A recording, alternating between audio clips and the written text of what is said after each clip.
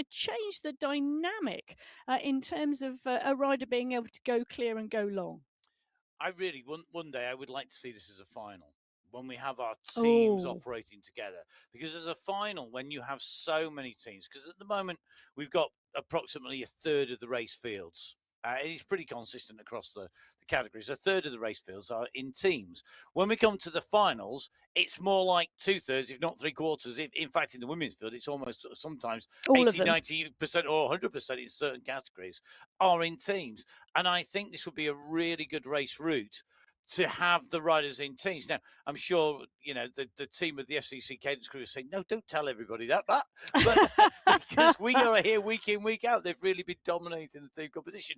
But I think having the team able to work for you really is going to make a difference. So then if they're following the traditional team format where you share your prizes amongst everybody equally, that everybody wins, you don't have individual, you pool your prizes and sort it out amongst yourselves, then I think that's a great way to get that team cohesion.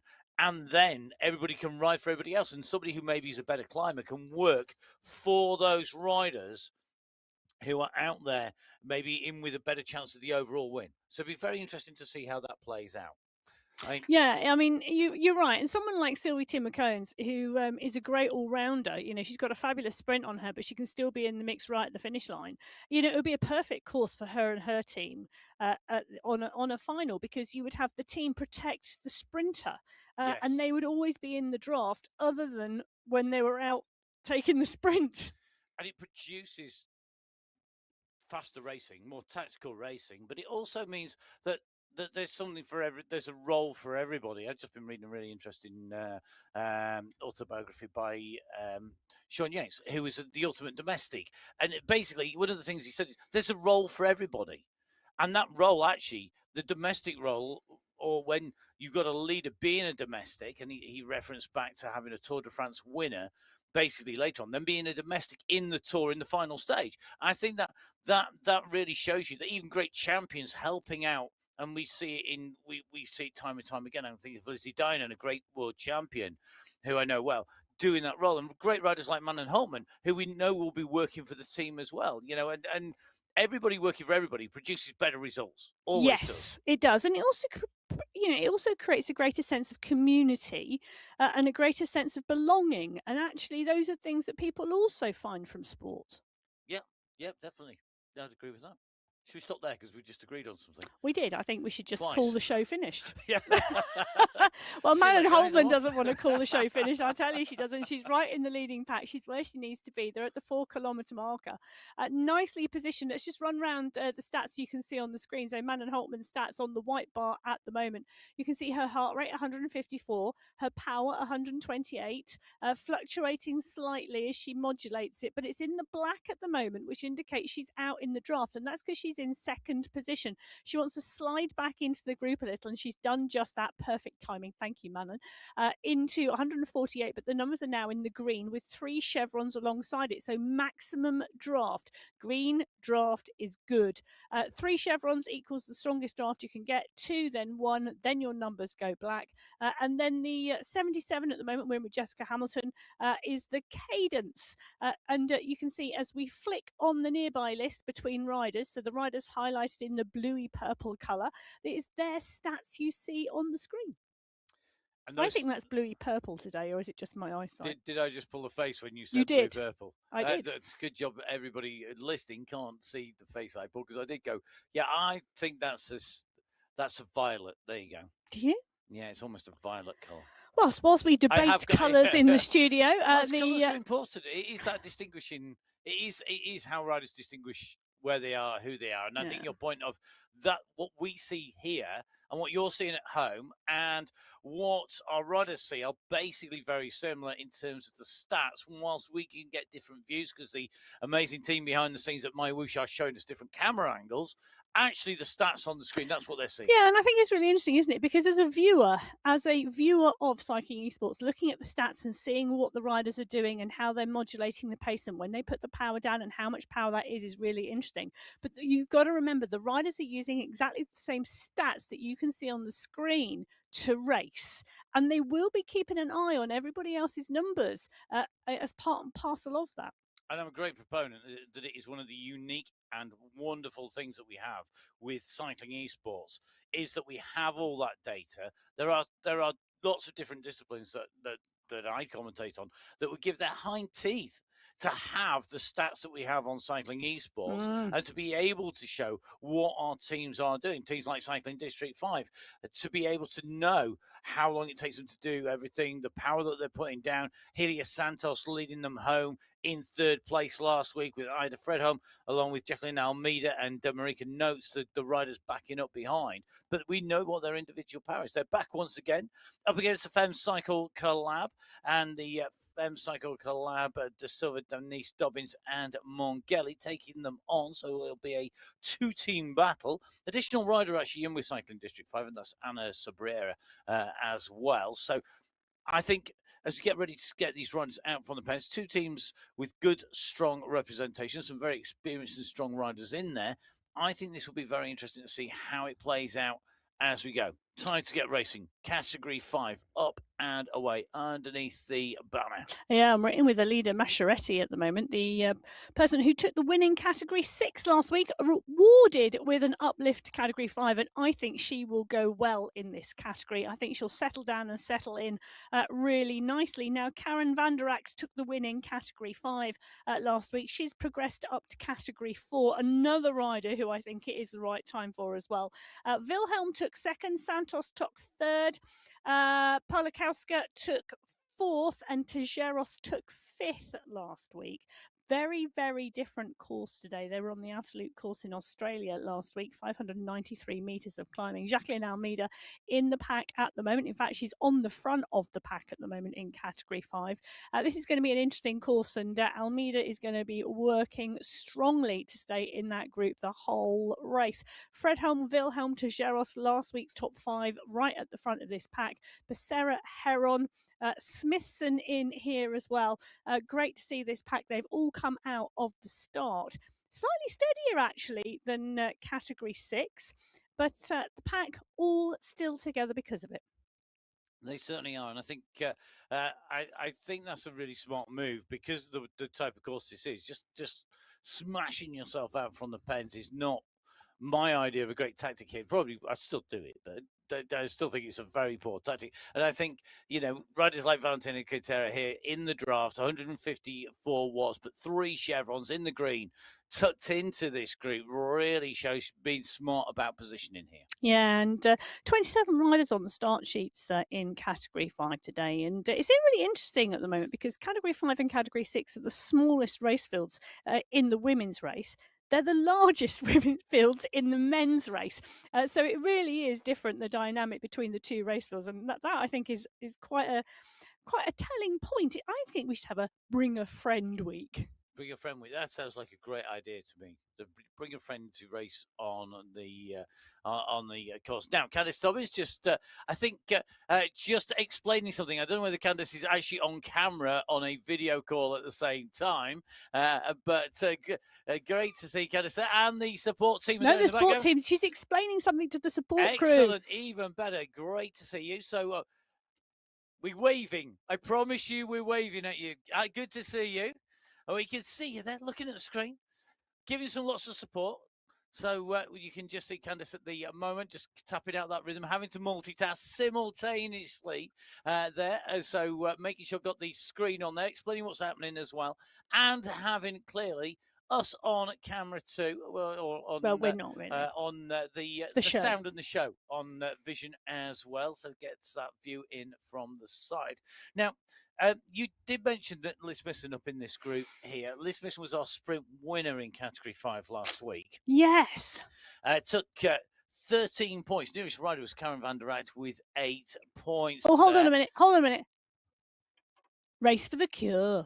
Absolutely. What a message, Alma Mongelli. Indeed. Nice one. I love it when we come in with you. I really do. She does provide. Yeah, I know. She's absolutely fabulous. She really, really is. So Alma is in the pain cave or in the pain loft, I think is probably. I think there has to be some redefinitions going on. We always say pain cave, but that's not a cave. It's in the loft.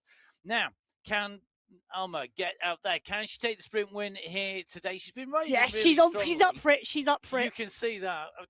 Is there a day when we go to Alma Mongeli and Alma is not up for this? There might be a bit of suffering and a bit of quietness. Maybe a little bit of relative quietness, but not always. So, category 5 up away. Liz Smithson, our sprint winner from last week, took into the group on a Sprinters Day as we go across to category 4 teams. Now, the Rebel Union took the win in qualifier race number 3. And this time around, though, in category 4, it's the Fem Cycle Collab having it pretty much all their own way, one way or another, with 4A and 4B. Meanwhile, left-hand side of your screen, you can see the sprint is on. Jessica Hamilton takes the win from Timmins Cone in category 6. So just up on to our main screen there. Hamilton resplendent in that green skin suit as the leader. She takes the 5 points. Sylvie Timmins Cohen taking 4, Manon Holtman taking 3, Angelica Limbarger taking 2, and Katja Jaskalainen taking 1. Yeah, 12 riders in that leading group. Let's flick back across to our category about to leave. It is category 4. Fem Cycle Club 4A and 4B up here. Giuliano Tomkinson, Andalou and Martinuski for 4A leaving the pens. Young, Jurek, Van der Rijt and Falana for 4B leaving the pens as well. Aeronova, Cycling District 4, Power Bikes, Rebel Union and Wildbuck Team Ladies also represented, but not having that magic number of 3. Although we have 4 sprints and it's qualifier number 4. I'm just leaving that there. Category 4 are out of the pen, and you can see the stretch on the group already. There's a big push on the front of the pack and wanting to get the momentum rolling quickly. That's Brooke Donoghue. And, Category 4 last week, there was some great racing, and Donoghue took that 5th place. Rebecca Johnson took the win. She messaged me afterwards to tell me how much she loves the Outer Loop course in Australia. She's won twice on that course now. Angelina Roja on your screen at the moment, part and parcel of this big group that have come out of the pen together. One rider just in danger at the moment. Samuel took 2nd last week, Albin 3rd, Pamplona 4th, and Donoghue 5th. It was a very, very different course, and Rebecca Johnson rode away on that outer loop climb from the pack. I think we are going to see, I don't think we're going to see anybody ride away from the pack today in category 4, because there are going to be a lot of these athletes up for this race today, and the fact that it is very, very different.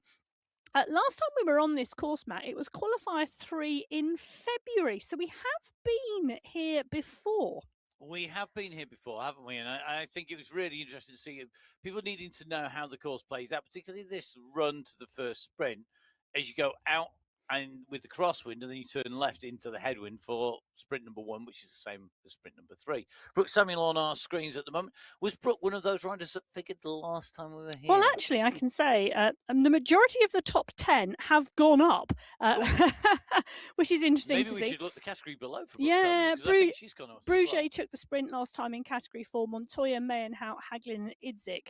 I think Natalia Idzik will be eyeing this. It's her kind of race. But I also think there are a number of other riders in here. Kansara Jones could go well today. So whilst we have a number of riders who are no longer in this category, they have progressed. It still leaves a huge number of riders for whom this could really, really suit. Kath Tompkinson could be one of them as well, There she is on our screen as though it was absolutely perfect. 2 seconds separated the top 10 last time. I think it'll be quite a similar scenario this week.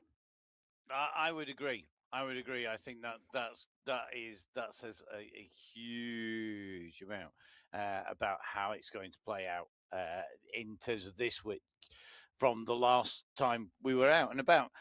Last week in category 4, it was a real battle all the way in through to the finish. You can see already the pace is being pushed up. Brooke Donoghue on the attack. Good to see Seba Wright on the screen already. So Seba smiling once again with the MyWhoosh jersey and shorts on. Don't forget, of course, if you are out and riding and you're pre-riding the Quermont rides, then you can get yourselves pick up one of the goodies as well as some of the in-game kit. But you do need to go, if you're in Flanders, to visit the MyWhoosh stand to pick them up. It's not like they're going to be sent in the post. go down, pick them up there in person. So you I could be know. wearing The jerseys are beautiful. I was actually really tempted to get in the car and drive all the way to Flanders just to get one. 12-hour round trip Well, minimum. yes, but honestly, I was just like, oh, I really want one of those. The beautiful design, Flanders lion on there. In the blue, which is the traditional Belgian colour, and the arm ones look very cool as well. I have to say, I like those as well. Yeah, arm ones. So there's lots of good. I never got past the jersey. Well, whilst the woman for whom there are not too many jerseys in the world is busy contemplating driving to Flanders, the team's contemplating setting off in Category 3 are readying themselves once again. Last time out, it was Cycling District who took the win from the Fem Cycle Collab squad. Both Fem Cycle Collab squads coming in behind Cycling District. This time around, the Blue Breakaways are here with Salgado Karaziska along with Pentonen joining the mix. Cycling District have 3A and 3B, as well as the Fem Cycle Club 3A and 3B. Grit, Riot, and God Light with less than those three riders. So it'll be interesting to see how it plays out when these riders hit the roads. It's time to go racing in Category 3. This means we'll have half of our race fields out onto the course and heading out into the world of iOS, one of the many worlds on MyWhoosh that you can download on iOS, on Android, or on Windows. Get on board, get racing, get riding the Quermont, and get yourselves down to visit the stand at Flanders. Yes, Category 3 out of the pen. 34 riders on the start sheets today in Category 3. And again, some great riders. Daniels took the win. That's solo again from Daniels last week. It was so good. Gemma Daniels taking that win. Glarick came through in second, Essler in third, Takanis in fourth, and Plokowecki in fifth place last week. This course, very different. Berard is in here. She was part and parcel, I think, she says, just changing her notes on her page and just flicking back. She was indeed Berard, who is in the pack. Mary Paris took second on this course in February. Hadlock, though, well, she will want to be right in the mix when she gets there. 11 riders under the second last time we were here in February. That shows you how close Category 3 can be. Indeed, and I think for me, this is a course that really challenges Angel Hadlock, because Hadlock is a really consummate racer and to me, she really looks to hammer home those advantages she has when we see it go hard on a climb, when there's a little bit of a punch to it. And I think because today's cut elevation, I mean, we go from, let's be generous, 3 meters below sea level to 19 meters above sea level at the absolute most. I don't even think it's that, to be brutally honest. It's nothing. It's all about the wind. It's wind direction. It's drafting. It's keeping energy in reserve for those sprints. I think it's really challenging when you are used to courses where you attack and you have lots of great trigger points, and you're a rider who uses them as consummately as Angel Hadlock does, to then go to a course here where there are very few trigger points to actually make people come off your wheel, to get that gap, to open up the gap and really instigate the racing. So much more difficult to do. And I think that's one of the reasons why everybody loves it, but at the same time, it's not an easy course, even though it's relatively flat. No, it's not. Valentina to send it on your screen at the moment, the Italian rider. She's just pushing into the back of the pack at the moment. Gina Van Rossum is there as well, just closing it down and pushing on. This is the issue now. You don't want to get dropped from the group, and you've got to be really mindful of that. Great to see you, Valentina. We're waving back in the studio, but she's moving into the pack. Van and Part is there. Real Davidson. I tell you, I'm looking through this list of riders here. Mayen has a great sprint on her as well. So does Essler. Van Rossum, Tomt has a great sprint too. I'm looking through that list and thinking there are some really strong finishers in this pack. And it's about, for this group, getting to the end of the race in the leading group. That's job number one. And then launching your sprint. And I think I think it's really interesting. I mean, I talked earlier on about the volume of riders who are in teams. Category 3 probably has, the highest percentage of riders in teams. If you take teams that have got 3 or more, it's 2/3 of the race field, and it's going to be really interesting to see how they play out. And I think Gina Van Rossum is one of those riders who's really going to benefit from that. She's in her FemCycle Collab kit as well, so fully motivated and feeling the flow of the team behind her. One of the things I'd love to know, maybe Gina can tell me afterwards, is how much do the teams work together in the qualification races, or do they just save the team tactics for the final? It will be interesting to find out now. We're heading into our sprint with Category 5. You can see 5, fabulous 5 riders from Category 5. They're well over the 5K mark. In fact, they're heading in now. They're 500 metres to go to the sprint, the banner over the road. This could be really interesting to see how this goes because it's starting to wind. You can see that pace picking up. Watch the riders in person. Amy Sudabayo, definitely a rider to watch when it comes to the sprint. We know she's got a great kick on her. Will she be saving it for the finale, or will she be waiting to go harder here? The sprinters opened up with Pinto on the front. You see Dobbins out of the saddle already, pushing that big gear around. Now Sudabayo goes out of the saddle. Mongelli's already winding this. Jones is on the front. Then Becker. Schultz moves her way up through at speed, but here comes Sudabayo at 9 watts per kilo, motoring her way through. She's out of the saddle and she's got the revs. 132 revs per minute from Sudabayo as she comes through over the line. That was 132 revs a minute out of the saddle. She's amazing, isn't she? I just love watching Amy because her cadence, she just lifts the cadence and drops it back down. And as we've just seen there, 132 revs. Really interesting difference in terms of the sprint with Candice Dobbins sat next to her on the screen. Dobbins taking the much bigger gear, slower revolutions, but kicking out a similar power at maximum. Yeah, really interesting. I know you wanted to know whether the teams were talking from Gina Van Rossum. I want to know whether Amy Sudabayo has ever raced BMX. Oh, I don't know about that, but she definitely races out on the road.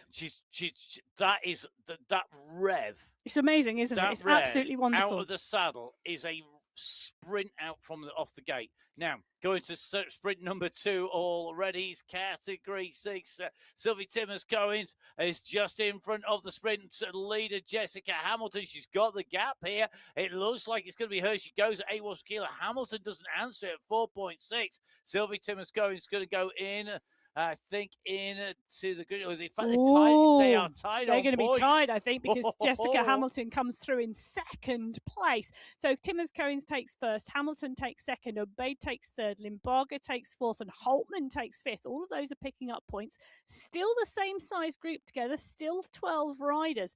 But as you mentioned there, Matt, now we see Hamilton and Timmers-Cohen tied on points at the top. 2 more sprints to go. So really interesting to see how that plays out. You've got Hamilton and Timmers-Cohen on 9 points. Then you've got Holtman and Limbago both on 4 points. Then Obeid, who was second last week, on 3 points, and Jääskeläinen on 1. Let me go back to that Category 5 sprint, the Al Wathba Lake sprint, the first one. Sudabayo, we've just watched take it. Emma Pinto came through for second place, taking 4 points. Louisa Schultz for third, taking 3. Candice Dobbins took 2 points in fourth, and Georgina Jones, who led it out actually, took 1 point in fifth. And I think it's really the way that plays out, because it is such a headwind. Traditionally, headwind sprint, you go later. Tailwind sprint, you go earlier. Go too early on a headwind sprint, you run out of steam. I think it's really strong riding by Jones to take that point, to still be in the top 5. And she went at almost the normal distance, if not slightly early. Yeah, and 22 riders in that leading group in Category 5. So some real draft to be had there as well. And interestingly, I'm looking at the watts per kilo to the point of that sprint. And there's a number of riders in there, Sudabayo being one of them, who has been sat in the draft the whole way. Her average watts per kilo to that 8.3 kilometre mark, 2.3. Candice Dobbins, 2.7. Sudabayo is so strategic. Yep. Very much the case. Now let's dive in because Category 4 are fast approaching the same marker. This is the Al Watba Lake Sprint number 1, the first time in. And again, early kick out, long run. Seba Alray already out of the saddle here, sprinting. You see Kimberly still sat down in there. Brooke Samuel revving this up. Rower's going hard here. And Andalou it is who's leading out now. Jingji's coming hard beside at 8.5 watts per kilo. High came at 9, but he's just fading back here. And I think this is the problem. It started so early, it's really going to make things difficult. This is going to do some damage. You're seeing the power spike. You're seeing it drop at the moment. Jingji still holding 7 watts per kilo, but look at Hyde. She's pulled out another gear here. She's got the overdrive engaged. High goes over the top. Nice timing by Claudia Hyde. She will take the green jersey onwards from our first sprint. And now that group needs to reform. I don't think we'll see an attack over the top just because you've got a headwind to this next left corner. Yeah, and interesting, 23 riders in that leading group. Claudia Hyde leading them through. Jingji, Megan Albin, Seba Alray and Natalia Idzik pick up points. Okay, let's go across to Category 2. All action here today on the MyWhoosh Sunday Race Club Qualifier race number 4 in March, the week before our finals. Now, last time out, the Fenn Cycle Club took 1 and 2 for 2A and 2B in the race in Eck, Lethbridge and Sussex in the top team. Thompson, Wagner and Robel in a second team last week in Qualifier 3.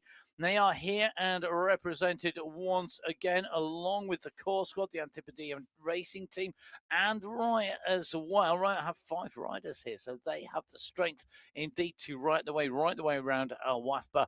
We'll see whether that's going to be the case. Can they be stopped by the Fem Cycle Collab, or will it be the core squad? Interesting racing. Also interesting for me, I don't think our sprint winner, and I stand to be corrected, our sprint winner from last week, which was Gonzalez Rua, who took 12 points, is in Category 2 on the start list. I think she's having a week off. I do. I don't blame her either. There's a number of riders having a week off. It is really interesting, but interesting choice for her. As somebody who's got a really good kick, a great sprint, I think it is a very interesting choice. It's going to be a day where De Pavia, I think, is going to really look strong here today. Good to see her. Bom dias to Michelle De Pavia to give her a I know. I tell you something. She's come up into Category 2 from Category 3. She's holding her own, and it's fabulous to see. It really, really is. She's got a phenomenal kick on her. Yes. This has got to be a course that she's looking forward to today. She's just got to stay in that leading group. And I think if there was a day to come up, today would be the day, because it's about drafting, not about pure power to weight, which is where you see those differences between the categories come out more. Yeah, I think there's a number of women on the start sheets here in Category 2 that are really looking forward to this. Sarah Roach is here. She took the win last time out in February. Big sprint. It really, really was a big sprint last time in Category 2. 12 riders, 1.5 seconds last time.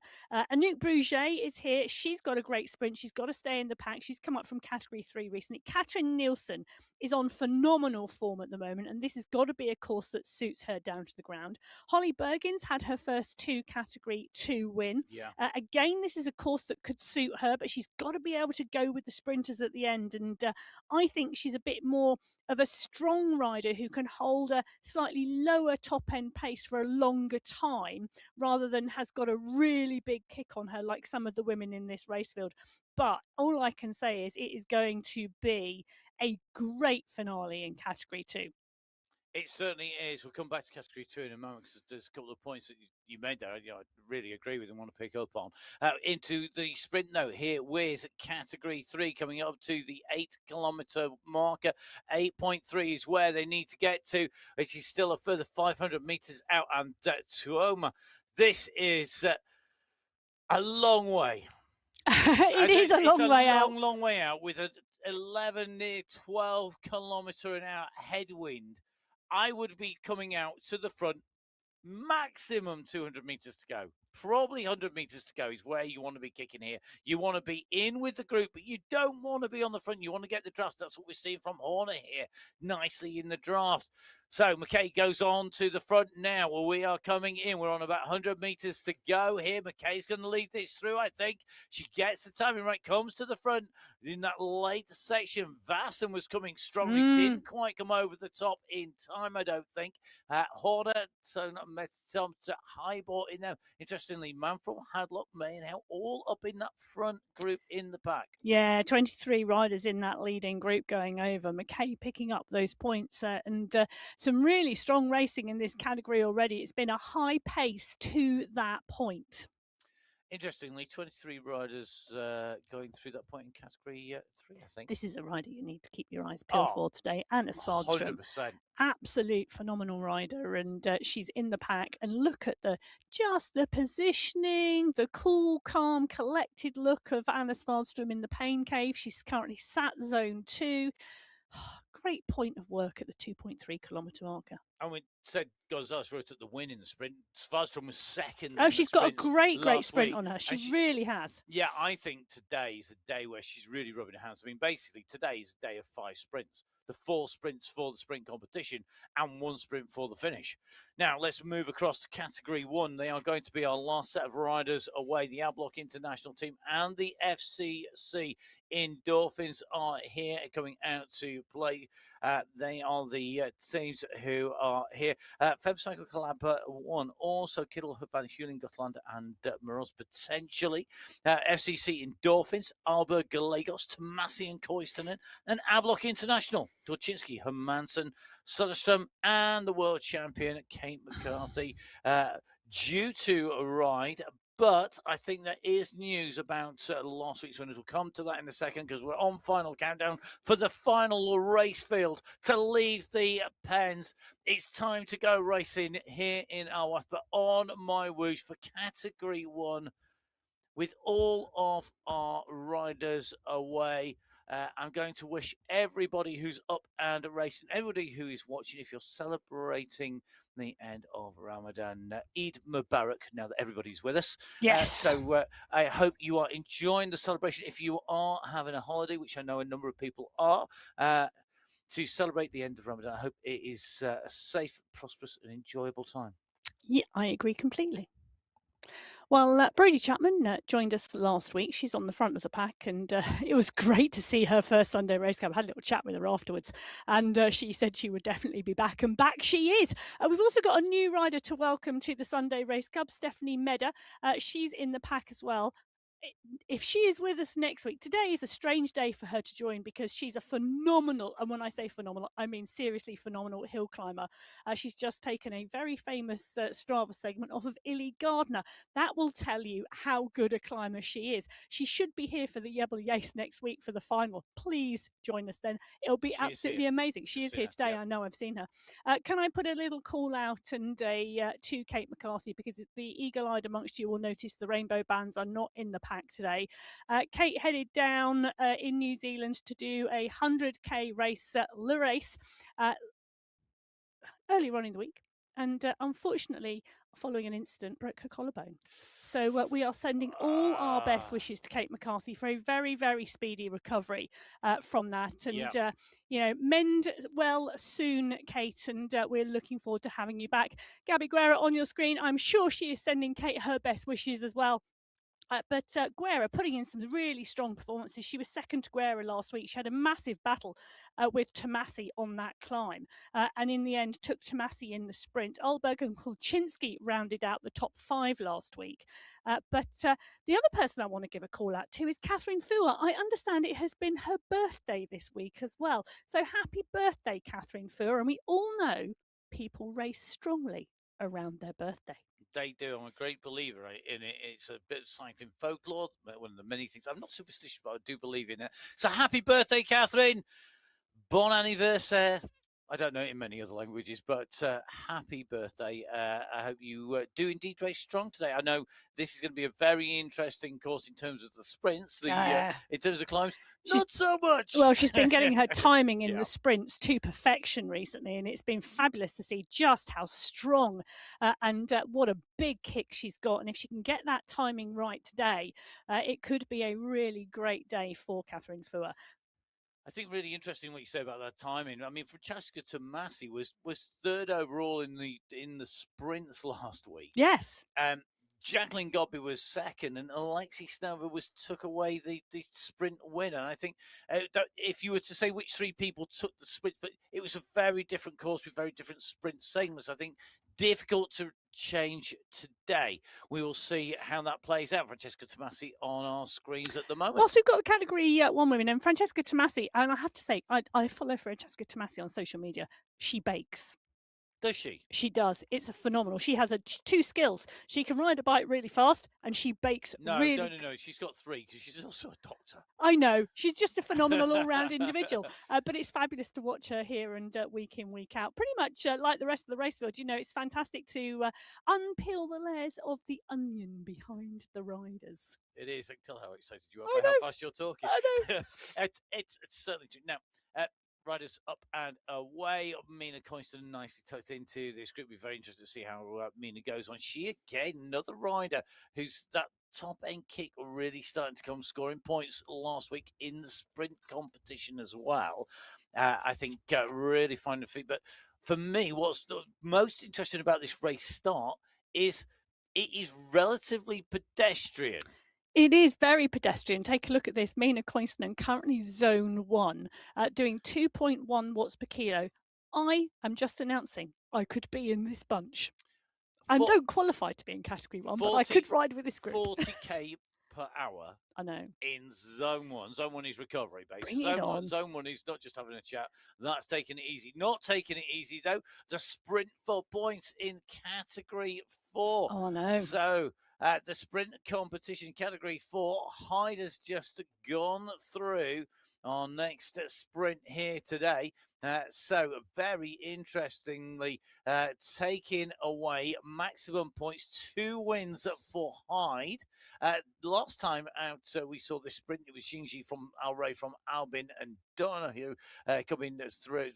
Is it coming through? This time around, it was Hyde going through ahead of Alray, then Xingji, followed by Donahue, then Jurek. So really interesting. The points overall, Hyde leading with the perfect score, but they're really close between Xingji and Sabra Alray. Yeah, it is indeed. And interesting to note, the pack size gone from 23 to 22 at that 14.5 kilometre marker in category 4. Catherine Fu are now on the front, wanting to make this a bit faster. The leisurely zone 1 out of the pen, now starting to pick up the pace. And now at the 3.5 kilometre marker, Fu comes to the front of the pack. Van Heuling is there, Guerra, Meda, Stewart, Guerrea, Quinston, all in the mix. But the pace now starting to move a little bit quicker. I say that, however, Carrie Stewart comes to the front of the pack and pretty much sits up. Carrie Stewart took the win in category 2 last week on that outer loop course in Australia. Great to have her moving up to category 1. And a great day to move up to category 1. No strangers to category 1. Elizabeth Van Heuling, definitely a rider who we know can put in those repeated sprint kicks. This, I think, a day that Van Heuling, with those 5, basically, she's got 5 focuses, 5 points to which to go for that sprint. I think today she's going to be. I always get the impression about Van Heuling that she's got repeated sprints. Maybe she doesn't have the absolute pure sprint that we see from somebody like Valensky, but she's able to do it on a multitude of courses, almost wherever those sprint banners are. They can be on top of a climb, they could be at the base of a climb, they could be on a flat course. She can put those repeated sprints in. And I think today's a race that's going to play to those strengths more than maybe normal. Definitely. Sophie Giovanni, we're back in with category 2 at the 7.1 kilometre marker. This is a long run range, actually, because the sprint doesn't come till 8.3. So over 1,000 metres out into a headwind goes Sophie Giovanni, who we would normally associate with a climb. She took the climb win last week, the one segment that was there. No segments this week. And I think this is a really smart move, because when you are a climber, you can put out some good watts per kilo, but this is not about watts per kilo today. This is about watts versus CDA, your aerodynamic drag. That's more important than anything else. Pure power is key. When you're a climber, you don't necessarily have that pure power. But what Sophie Giovanni is doing is she's racing to her strength. She's gone early enough that she's able to put a long effort, try and get the gap, and she's made them respond early.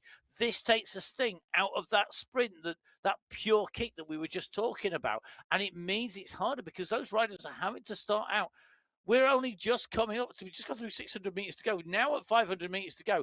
And Giovanni has been going for a long, long time, but she's got this ability to sit at that power. The gap is there. Bergin leading the charge behind. They're still at 4 seconds. Lethbridge, Penner, Denton, Roach. And it's like Bruget's there. Otto is also in the mix behind. They're all coming to the fore. Giovanni's going for this. Come on, Sophie. This is a brilliant move. Can she hold them off? Are they going to get the timing right? This is going to be close. Come on, Sophie. I think she's got another kick. She takes a deep breath. Watts per kilo dropped down. Now but Penner look at the goes. kick. Penner's kicked at 10 watts per kilo. Otto goes at 10.5. Bruget's now on the right-hand side of your screen. The French sprinter, absolutely phenomenal as well. Now Penner goes up and over the top. Otto comes. Giovanni, Bruget, Denton, Bergin, all in the mix. But Giovanni, they went up and over the top of her. Tiffany Penner takes it 5 points to her. Tennille Otto in 2. Anouk Bruget in 3. Jessica Edqvist in 4 and Rhiannon Denton in 5. Bergin, Svanstrom, Todd, Embring and Roach round out the top 10. I can confirm 30 riders in that leading group. It's absolutely crazy, isn't it? I mean, that's a huge group. Penner's kicked there just at the right time.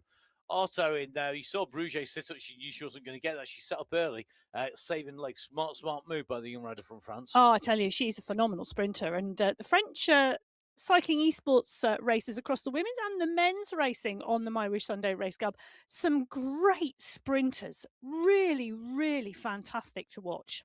That France has a very, very, very strong history of producing great sprinters in the men's and women's fields in multitudes of disciplines. I mean, they're dominant in BMX, which is a pure sprint discipline. They're great on the track. And you see that here on cycling esports in the men's and women's race fields. Cycling esports in France is very strong. Well, I also think, and I'll say this just the once, in 2027, so not this year, but next year, the Cycling Esports World Championships is in France as part and parcel of the Haute Savoy Mega Worlds at Evian-les-Bains. I think there's a number of French riders targeting that. I don't blame them at all. Well, Sarah Lundin may well be targeting it too as part of the Swedish female contingent, which is normally, and I say normally because it was equalled this year by the USA, put the largest number of female racers into the finals of the World Championships they have done over the last few years. It is absolutely dominant. Mika Soderstrom in the mix as well, the Swedish Cycling Esports national champ, and she's held that road jersey as well as the national title for 2 years too. She took the win here when we were on this course back in Qualifier 3 in February from Brigitte Filensky, another world champion finalist. 0.15 of a second separated those two riders that day. Fuhr, Guerra and Ulberg rounded out the top 5 in that sprint. Bridget Kiddle on the ride at the moment. She's the rider we're going in with from New Zealand. She too in the mix. Also on that stage in Abu Dhabi last year. I imagine she's probably targeting it again this year. I wouldn't blame it. I mean, it was an amazing experience and amazing racing. If you haven't seen it, you can watch it all live on the MyWhoosh YouTube channel. You can go back and see the MyWhoosh Championships as well, which is the stage race. Don't confuse it with the World Championships. So they are two different things. World Championships, traditionally 1 day of racing. Cycling esports, that is 3 stages currently. The stages on MyWhoosh, the UCI, the Union Cyclist International, the governing body of cycle sport, partner is MyWhoosh for 2024, 25 and 26. And those live finals were very thrilling indeed. You might recognize a couple of the voices on there as well, funnily enough. But don't forget, you can jump on board, get subscribed and get notified whenever MyWhoosh goes live. Whilst you're on there. Don't forget, follow at MyWhoosh on social medias, at MyWhoosh on Instagram and Facebook. And don't forget, you can follow at biking_Emma and at Matt Fix the Pain for us. Or even more importantly, follow the athletes. Riders. Follow the riders on your screen. Pretty much everybody's on social media these days, it seems. So jump on board and support those riders, because those clicks and the number of followers they have help almost as much as having a good sprint. And that's where Category 1 are approaching. And you can see the experience here. We're now at 400 meters to go, and now we start to see the move. We just seen Fur come out of the saddle, still not revving to the max, just tapping that over, using that streak. She's ready to kick harder. You can see that she's readied that gear. Falensky goes first. Falensky's got that pure snap, 12 watts per kilo as she kicks out. Kicks 11.7 up to 12, down to 11.7, back up to 12. Falensky's got the gap. Now it's about who's coming through behind. Falensky with the gap to elbow, then Brown, Gallegos, Garea, Gothlander, and Soderstrom. All these riders have been ready for that move, but no one can answer Falensky. She has that pure sprint snap, that kick, and the watts to make it work. Yeah, she got her timing right, didn't she? So Brigitte Falensky picks up 5 points. Camilla Ahlberg picks up 4 in second. Elise Gallegos came through for 3. Jennifer Gothlander for 4. And Rachel Brown for 5th. 22 riders in that leading group. 22 riders in the leading group. On your screens at the moment is the people who have taken away the checkpoint prizes in each of our race categories, category 1 down to 6, and the time that it took to get to that point. It also shows you the watts per kilo and the watts. Now, do remember that this is not the peak power at the sprint, unfortunately. It is the average power to get to that point on the course. So that's from kilometer 0 to the 8.3k marker. The peak watt power down there by Falensky was very interesting, though. Really big numbers coming out from Falensky. Very interesting to see how she can just produce that power. And that on a course like this, you know, people can obsess over weight all they want, but you've got to have the power. Yeah, I mean, I can give you a great example of the difference between watts per kilo and power. I did a time trial not very long ago. Okay. On MyWhoosh, an individual time trial. It's part and parcel of the Cycling Esports League. Yes. Now, I am female, quite light in comparison to the rest of my race category. Do you want to give your weight away? I can. I'm 59 kilos. Yep. I held the same watts per kilo as the winner in the race. Yep. And I finished 54th. Okay. That is because my power was 184 watts average for the race. The winner's power was around 300 watts average for the race. It's a mixed race. It's an open race, so, you know, men and women. So the rider who won held the same watts per kilo as me for the same race period. But because the watts were so important, because it's flat. And it was a flat race route. Absolutely, flat race route. And that's what makes the difference. So even though this is always the conversation, isn't it? Watts per kilo versus watts. And it just depends on what, sorry, making myself laugh, on the course, the event, and what it is you are doing as to which one weighs out. And the subtleties of where the sprint is, for example, whether it's uphill, what percentage, what the speed differences, how fast you come into it and how fast you come out of it as well. Because when you accelerate, one of the things you do is accelerate mass in a sprint. So by accelerating the mass up, a lighter rider will inevitably accelerate quicker for the same amount of watts, but a bigger rider can produce more watts. And I think what it is everybody has something, and it's just about finding the course, finding the use, utilising the tactics, utilising the strategy, knowing how to race. There's no point going, oh, well, I can't do it. But actually, you can do it. You just have to think about how you do it. And that, I think, is the interesting thing. That's where tactics and strategy come into play, and that there are different courses for different people. We're at the 10.2 kilometre marker, and Francesca Tomasi has put in a push on the front here. Gabby Guerra has responded, Mina Coinston and Van Heuling there as well. And this is now about the Category 1 pack. Some of the riders here want to stay in the draft, stay in the pack between the sprints and get to the finish line for the finale. Others think, well, we're not zone 1, zone 2ing the whole way. Let's move this on. Yeah, and I think one of the things we've got to remember as well is we're talking about seeing Tomasi attacking there. You think, well, she's one of our lighter riders in the pack. She's a great climber. But why is she going here? Well, she also, because she's not the tallest rider, has quite a low CDH. She's still smaller. So she's going to punch a smaller hole through the air than some of the other riders. And that means that even if you are a lightweight climber, you can go on the offensive when there is wind or there's a crosswind or similar, because you do have that advantage. It's not the same, height is very, very instrumental in how it plays out. I was on a ride on Wednesday, and I was really fortunate because there were about three riders out with me who were all at least 2 meters tall. And that meant that when they were sat on the bike, even when they were leant over flat, I could sit up behind them and I could only just see over the back. And, riding behind them was great because I am relatively small compared to them. And we had with us also a youngster who must have been about 1.20 meters. He could hide behind everybody. I mean, he was great uphill, but we were on a flat route. He picked a flat day to come out. And he just hid lots. And then when he went, his aerodynamic hole was small. And that's where you've got to make it. Keeping it small, keeping it tight, but keeping the power down, really key. When it comes to a sprint, use those strengths. You're seeing Proust leading this out. She's gone for the long one. Over the top comes Otto, though. Here, Otto's gone, kicked clear. Denton coming, Farsum's coming, Penna's coming as well. Penna had the timing good.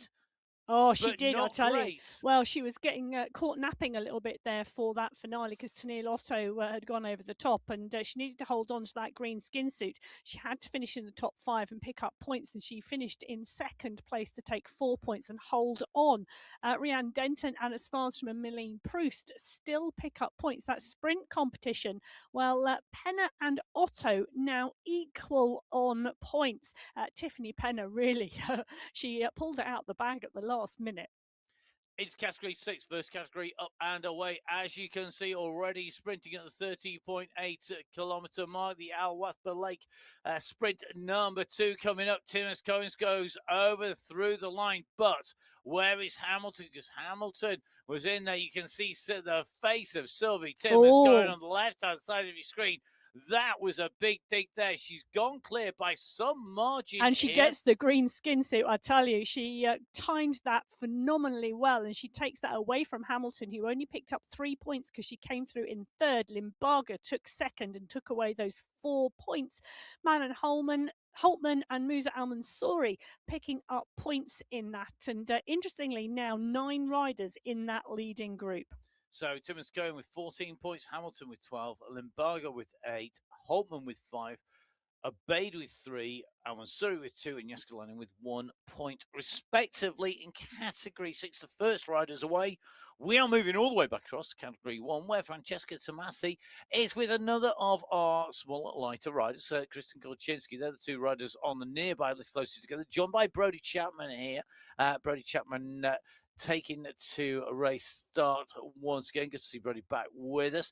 Interesting mix of riders on the front. Just seeing a little bit of washing machine, a little bit of churn as riders come through. It's a tailwind at the moment, and that is where you have less advantage being in the bunch and a little bit less disadvantage being solo. Tomasi again wanting to keep this race hard for long. Climbers are typified by being able to sit and put out effort for 20-minute blocks, 30-minute blocks, an hour block. Big, long efforts at good watts per kilo. Not necessarily having that kick. This is really where we're seeing, I think, what Tomasi needs. She needs 1 or 2 people to bite the butts, go with this. Just accept. Grasp the nettle. There you go. If you grasp a stinging nettle gently, it'll sting you. But if you take it forcefully, grasp the nettle, it means that you can go. And that's what they need to do. They need to grasp the nettle and actually put in a big push here, forcefully hard, and try and break clear, because you can break this up. Do not just think, oh, we're just going to leave it to the sprinters. Why? It happens once a week. It's not like you're doing this every day of the week. You're doing this every week. No, they're training every other day of the week. That's true. But, well, I think the stinging nettle still stings whether you grasp it or you hold it gently. But if Emma heads out of the studio to find the nearest bunch of nettles, I will try and make sure I take a camera and record it. No, I'm not going to. Are I'm you not not going to do stupid. it? No, I'm not. Well, Liz Van Heuling, Carrie Stewart, Rachel Brown, Brodie Chapman, all on the front of the group. The group comes back together again and they're rolling through here. And you can see the front of the pack just moving. Briggs now moving to the front, and constant changes. Now we see another big dig, and it's Kristen Kolczynski this time as she's driving towards that banner. At the 14.3 kilometre marker, Kolczynski's going ahead with Walensky here. Gallegos now coming up, Guerrier and Olberg. Olberg's unleashed at around 12 watts per kilo. She's coming through the pack very, very fast, but they're about to go under the banner, and Walensky's going to do it with Gallegos in 2. Kolczynski, I think, in 3. Brilliant. Absolutely brilliant. Love that. The 14.5k marker, the second of our sprints. Of 4 sprints in the sprint competition. Walensky taking 2 out of 2 there, I think, as she came in through. So Walensky there taking away the checkpoint prize. Tennille Otto taking the prize in category 2. Tom taking the checkpoint prize in category 3. Claudia Hyde in category 4, with Candice Dobbins in category 5, and Sylvie Timmers-Cohen in category 6. You can see those times, though, very interestingly, category 6 quicker to that point than category 5, who are having a very different race. The same is true of categories 3 and 2. Category 3 quicker than category 2 to that point on the course. So different race strategies, different riders, maybe just sitting in, saving that energy, doing the smart sprint thing, rather than grasping the nettle and going on the front and making it hard. Yes. We still have all 22 riders in this leading group in category 1 through that second sprint at the 14.5 kilometre marker. I think they are the only race field where every rider who started is still in the pack. Okay. I'm glad you said that just before I picked up the cup of honey and lemon rather than after, because I'd probably have spilt it. But you can see still have everybody in the pack. That takes some doing. Yes, well, at the 15.6 kilometre marker, it's where category 1 is. Category 6, who were the first riders out of the pen today, nearly an hour of racing underway at the 33 kilometre marker. They've got around 12 kilometres of racing still to go, and you can see it's a good-sized group still in category 6 on the right-hand side of your screen. It's a good-sized group in category 5 as well at the 28.6 kilometre marker. They are coming, the category 5 group, up to sprint number 3. Category 6 are past that point, and Timmers-Cohen continually doing the business in that race at the moment, in that sprint competition. Going to be interesting to see what happens when they get to that 37 kilometre marker and go through the final sprint. And that's 9 riders in that leading group at the moment. Timmers-Cohen, Limburger, Hamilton, Al-Mansouri, Holtman, Los Albeid, Hoyos and Jaskalainen at the moment leading the race out. 1s and 2s behind. Yes, and if you are new to the Sunday Race Club and you're like, there's so many races going on, Category 6 come out of the start pen first. There's a 10-minute gap to Category 5, then a 5-minute gap to Category 4, 5 minutes to Category 3, 10 minutes to Category 2, 5 minutes to category 1. And at that point in time when category 1 come out of the pen, all 6 race fields are out racing on the course together. Now, because category 1 is in theory the top of the tree, the elite, the best of the best, they will go faster than category 2, who will go faster than category 3, then category 4, 5 and 6. So in theory, they all come together. It allows us to show riders across all 6 race categories. So we're not just focused on the elites at the top of the sport, we're focused across the Sunday Race Club with so many people riding in so many different abilities. And it's really important for MyWhoosh and also for us here in the commentary team to show you that real range of riders and different abilities. There's something for everybody. And talking about a range of riders, there's a range of riders from around the world. So Jennifer Reel with the USA flag next to her. It's really early doors in the morning, like 2 a.m. Other riders in Europe, it's early morning, but it's around, I'm just checking the clock, 9:30 in the morning.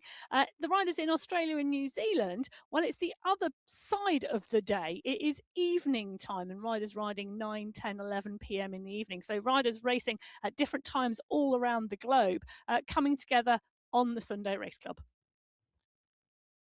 And am I right in thinking that were you not doing any a recording during the week this week with people from either side of the globe as well. Yes, I did indeed. The Virtual Velo podcast is out. So Chris, my co-host, is in New York. Okay. I'm in Europe. Yep. And our guest this week, Virtual Cycling Singapore, was obviously in Singapore. And it was 9 a.m. in New York, 2 p.m. in Europe, 9 p.m. in Singapore. And we've got riders all the way around the world there and further as well here on the MyWhoosh Sunday Race. It shows you what a global sport cycling esports is and just how many different nationalities are taking part, racing strongly here on MyWhoosh. Now, Category 5, as I said, coming in towards the sprint at the 30.85 kilometre mark at Almeida here on the left-hand side of your screen. Alma Mongeli second from the left. Candice Dobbins, who's been sprinting strongly in there, but the green skin suit being held by Amy Sudabayo on the right-hand side of your screen in person. She'll be looking to extend that lead a little bit further.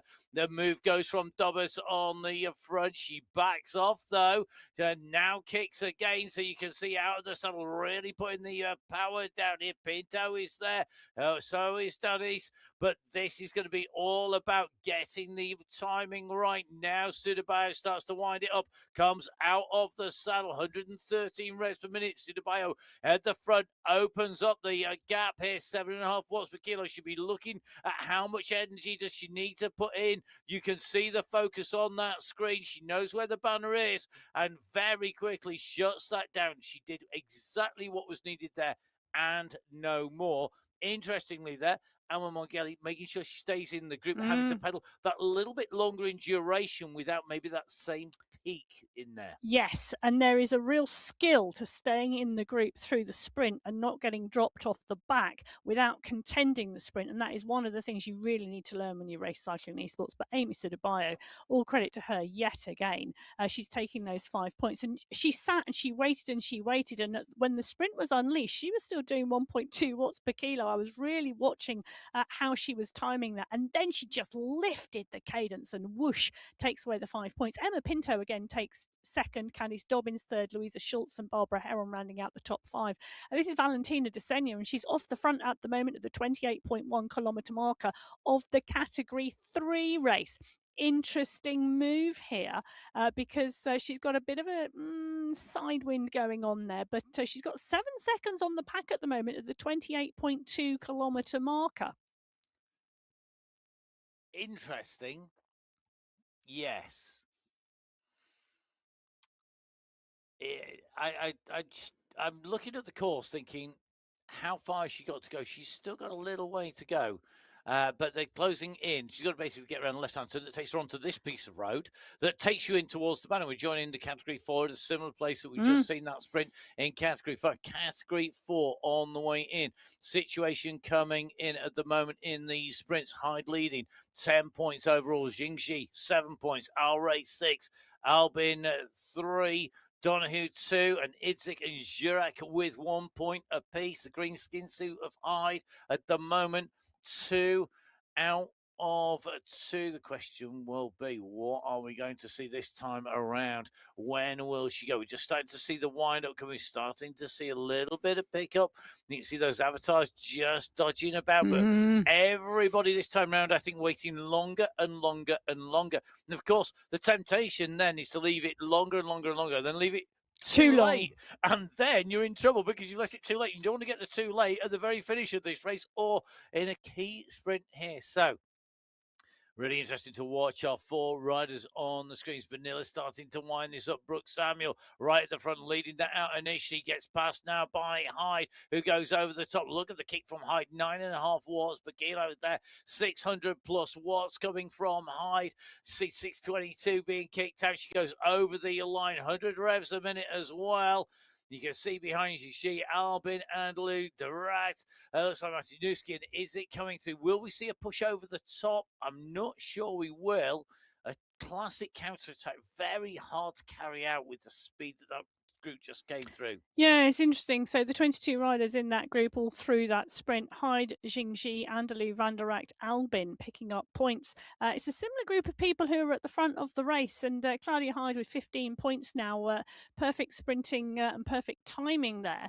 I'm still questioning whether there are riders in this race and in this group in Category 4 who are waiting till the finish. It's a brave move because you're waiting for the problem when you wait for a finish is you're gambling that everything works first time. Well, yeah. On that sprint. Whereas if you sprint at least one of the sprints, you've tested your legs out, you've made them work hard. And I think that for me, that's really, really critical. One rider who is definitely testing the legs, that is Valentina Disegna, who's on the front of the Category 3 race at the moment. Now, Disegna has yet to score any points in the sprints. McKay, though, has scored points. She's on 6 points to Tometi Tom's 7, and Femke Vassen's 8 points. She's going to go over the top of Disegna as they come in through. And this jump here by McKay, I think, has got them a little bit napping here because McKay has gone back. McKay still now got 300 down. meters. Yeah, she shut down. She went over the top. I think she thought people would go with her. They haven't this time around. And now Femke Vassen has got the opportunity to come back and extend a lead. It's a tenuous 1 point lead at the moment up against Tom Meti Toms. So where is Meti Toms? Not in the mix at the moment, and that's going to make a difference here. So here we go. Vassen comes over the top, looking to open up the gap. Manfrom's coming strongly from the back here, looking to close down. We've still got distance to go here, though, and that is going to be really key. We come along over and through underneath the banners over the top, and this group is still together. This is painful at the moment because they've got to get the timing right. Now comes Tometi Toms. Where was she? Well, she came at the right time, but look at Vassen, 8 watts per kilo, chasing hard here. Vassen comes up alongside, goes over the top. Vassen leading this out, 655 watts there, kicking on down. Very different style, though, 72 revs per minute. Big gear, big stomp, big power. Big points. Yeah, it was indeed. But boy, there was some playing around early on, wasn't there? And then a sort of we are nearly a kilometre out. Yes. But Vassen taking 5, Tom taking 4, Berard taking 3, Desenia taking 2, and Ciciolka taking 1 point. 21 riders now in that leading group in Category 3. Slowly, riders, that group getting smaller. But one of the things that I'm really surprised about at the moment is Category 3, Category 4, and Category 5 really close together out on the course today. Yeah, really coming together. They're going to be very, very close indeed. If they all come together, it's going to make for an interesting finish. I'm going to say it's now Emma's calling it. It's a massive 3-group sprint. Sorry, Emma. That's all right. I don't mind calling No, I sprints. don't. To be fair, I don't mind either. So it's always interesting when you've got the groups coming together, watching everything at once, which is what you're doing as well with us here on the MyWhoosh Sunday Race Club. Myself, Matt Payne, with Emma Martin, putting words to the action on the Sunday Race Club across all 6 race categories, from Category 6, who set off first, Category 1, who set off last. Category 1 could be the last to the finish if they keep continuing with Zone 1, Zone 2 rollout ride in between the sprints and the attacks, because that very jumpy pace at the moment is not necessarily meaning a fast overall pace. At the moment, you can see the distance on the ground between these groups, still a good 2.5 kilometres between Category 1 and Category 2. And whilst the other groups might be closing fast, not so much the case further back. We'll see if somebody's going to shake it up and wake it up. Looks like Kristen Korchinski. Early morning for her. Maybe it's time she's decided it's time to get everybody else moving. I think for Korchinski, she's in that similar boat to Tomasi, needs to kick on. She'll want to kick on. And they're both riders who like to animate the racing. We see that. They love to race. Yes, and there are a number of riders in here who like to do that, and they like a strong race, and they like to push on, sitting in the bunch, sitting in the pack, waiting is not always the thing they like to do. Sometimes a brave rider as well gets the jump, and it's really good to see Stephanie Briggs, the Canadian rider, on the front as well. Catherine Fua in the mix. Brigitte Falensky is there. They're at the 23.4 kilometre marker. They are starting lap number 2. It's still a significant way to go to the 30.8 kilometre point where that third sprint is. But Kolczynski at the moment trying to move away and stir things up, but nobody really wanting to go with her. And I think this is the play at the moment in Category 1. Riders having a go, coming off at the front, being brought back into the pack. Another rider takes their turn, has a go, being brought back into the pack. It's a much steadier race at the moment, but you never know. One of these riders may well go clear. Falensky now picking up the pace on that Category 1 pack. She's going to be trying to bring Kristen Kolczynski back, but she really has to lead the charge because she's in the green skin suit, and if Kolczynski goes through the next 2 checkpoints with a break, she'll take that away. Okay, let's dive in with Category 2. Sophie Giovanni on the run in towards the sprint, just opening up the throttles early. She's still got a little way to go, though, here. 3 kilometres. Yeah, 3,000 metres. It's a long way. If you think, let's say you're only going to travel 5 meters every, 6 meters every pedal rev. You've still got a lot of pedal revs to do before you get in to the sprint. Now, Heather Shanks has been on some good form recently. Really interesting to see how she goes. I think today, this is definitely a rider who is going to be thinking about that finish and getting the timing right for the finish, particularly, rather than necessarily contesting each and every sprint. She'll be looking maybe to make it count just on that finale. Got to say, be very interesting to see how that plays out and how Heather goes on in this. I think she's one of those riders who could win this, but she just needs a combination of things to happen right.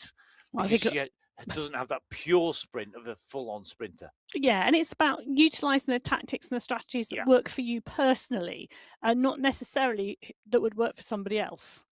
Now, Kristen Kolczynski, top left-hand side, trying to use her tactics to keep moving. She's just gone onto the wheel of a Category 2 rider. You see, just taking a little bit of draft there. She makes her way up there, and we're starting to see a response from Catherine Fua now, aware of the danger. Fua, the Swiss rider, kicking on. Gallegos at 8 watts per kilo, also coming across here. This should provoke a response because Kolczynski, Fua, Gallegos group is going to be enough to provoke, I think, potentially Guerra, who's going to be one of the hot favourites for today with her repeated attacks. Interestingly, not attacking repeatedly today because there's not very many trigger points on the way through in there. Jennifer Gothlander also moving up as well, but Fua very, very strong at the moment, just holding the front of that group as it's pulled back in by the bunch here. And this is the problem for me. I think if you were in here and you were on a race where the group knew that a breakaway would come back, so they knew there was a climb in the last 10K where the climbers can bring a gap back, then they would let a group go. They'll give you some room. Here, there's no guarantee that if you let people go, you can bring them back. And I think that's why everybody's super attentive. Yeah, and I think the likes of Francesca Tomasi, Catherine Fua, Kristen Kolczynski, the riders who, well, I say Fua, I'm going to knock Fua out of that because she's got a phenomenal sprint. But Tomasi, Kolczynski, who maybe don't have that top end kick, have got to do something to take the sting out of the legs of the other riders. Well, Amy Sidibayo is taking the sting out of the legs of the Category 5 riders at the moment. Candice Dobbins, Louisa Schultz are giving it a run. But Sidibayo, look at that cadence, 128 at the moment, and boom, she goes underneath that final sprint banner. Great work from Sidibayo. Her timing and her sprint is just superb to watch. I can never decide whether I want to watch the numbers or the cadence. or the camera, because out of the saddle kick is just phenomenal. You see, the revs are there, and you're looking at the numbers. I just, if you want to learn how to go fast, you either have to train yourself to be strong and do a low rev, or you train yourself to be fast. If you're lucky, you can then combine the two. And I think Amy Sidibayo should be thankful. Whatever she's doing is working, because that is really both together, and that's why it's so hard, I think, to beat Sudabayo in that sprint because she's got the res and she's got the power now. Interesting moves though, category 5, since that Alan Mongeli has just gone off with another rider on the front of this group.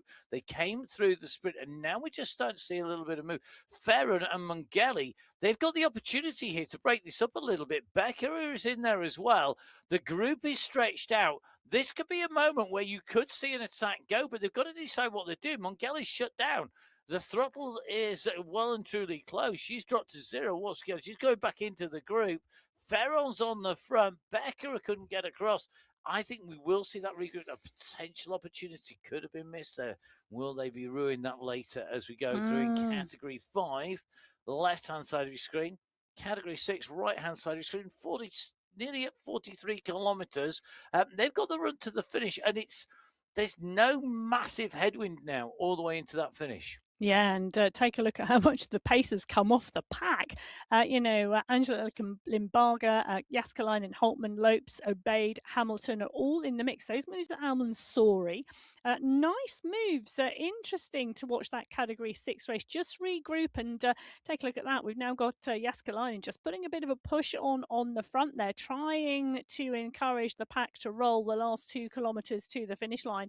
You never know if you can get a sneaky away whilst everybody else is looking at each other. So nice move from Katja Jaskalainen there, trying to get away in that last 2 kilometres. Sometimes it works. Probably not today, though, from the look of the response behind. Well, this is Category 2, and they're running into sprint number 3 with around 650 metres to go. We're in with Heather Shanks at the moment. Denton, DePavia, Bruget and Giovanni are on your screen. Milene Proust is on the front. Emma Todd is there. Giovanni, Otto, Yaramillo is in the mix as well. But it's Todd on the front. Otto now starts to kick 12.5 watts per kilo from Tennille Otto. She wants to take the jersey off of Tiffany Penner, and it really is those two who are head-to-head in this competition in Category 2 at the moment. Penner has not kicked fully yet. She's holding at the moment. They're still around 250 metres, and will second be enough for her? That depends whether anybody else gets in the mix. Matt's shaking his head on the other side of the studio. Rhiannon Denton would need to come up and over the top of Tiffany Penner and put some riders in between Otto and Penner to really shake this competition up. And Tennille Otto, well, if she's got teammates around, that's what they're going to want to do. Schneider and Denton, Thompson in the mix. Penner needs to do something, but she's already sat up. That could be dangerous for Tiffany Penner because Tennille Otto takes 5 points. Well, Emma Todd takes 4, Christine Schneider takes 3, Rhiannon Denton takes 2, Maria Thompson takes 1. Tiffany Penner doesn't take any points in that competition. And well, the jersey changes shoulders. It does. I was watching Penner's numbers as she was in that group, just watching the watts per kilo because we couldn't actually see her power on the way through, and it went up. She was holding at 9, and then it dropped back off, and then she got swamped. I think she realised that the kick from Otto had taken a clear. She wasn't going to challenge. She backed off, potentially thinking, well, I'm going to give away a point here. We've then got one more sprint. And then the finish line. The finish line. And the most important is that finish line and that win. That's going to be really, really key here. Now, this is the run for the finish on the way in here in the women's race in Category 6. Musa Al-Mansouri's got the gap at the moment. The banner is coming. A quick reminder, 45.1k. Timmons Cohen goes over the top here. So Timmons Cohen at the moment in Category 6 looking to take away the race win here today. She's had a 3rd place so far. That's her best result. Is she going to hold them off? Lopes is coming at her, but Lopes has backed off. Timmons Cohen is going to make this surely. It's going to be a first win on the MyWhoosh Sunday Race Club. The confetti cannons fire, and that's what it means to win on the Sunday Race Club. Category 6 winner, it's Sylvie Timmons Cohen. The riders are absolutely shot. A big. I'm so happy for her. I'm crying. Honestly, look at that. She's just made me cry in the commentary box. But that was absolutely superb. And when something means so much to celebrations in the studio, she can't believe it. And absolutely all credit to her. She deserved that. She worked so hard, and so did everybody else. But she just came out on top today. Sylvie Cohen's taking the win in category 6. So let me round this up while Seb finds something to mop her eyes. So Sylvie Cohen taking the race win there. 1 hour, 20 minutes, 32 seconds from Susanna Lopes in second. Moose Almond, hanging on to take a podium. Great ride by her, taking third place. Jessica Hamilton coming through for fourth. Angelica Limbago taking fifth. Manon Holtman taking sixth. Cynthia Vias taking seventh. Kachi Yaskalainen taking eighth. And Hala Obeid, good ride by her. In that leading group, takes ninth and happily punching the air in celebration as she came in and through. Now, that was category 6.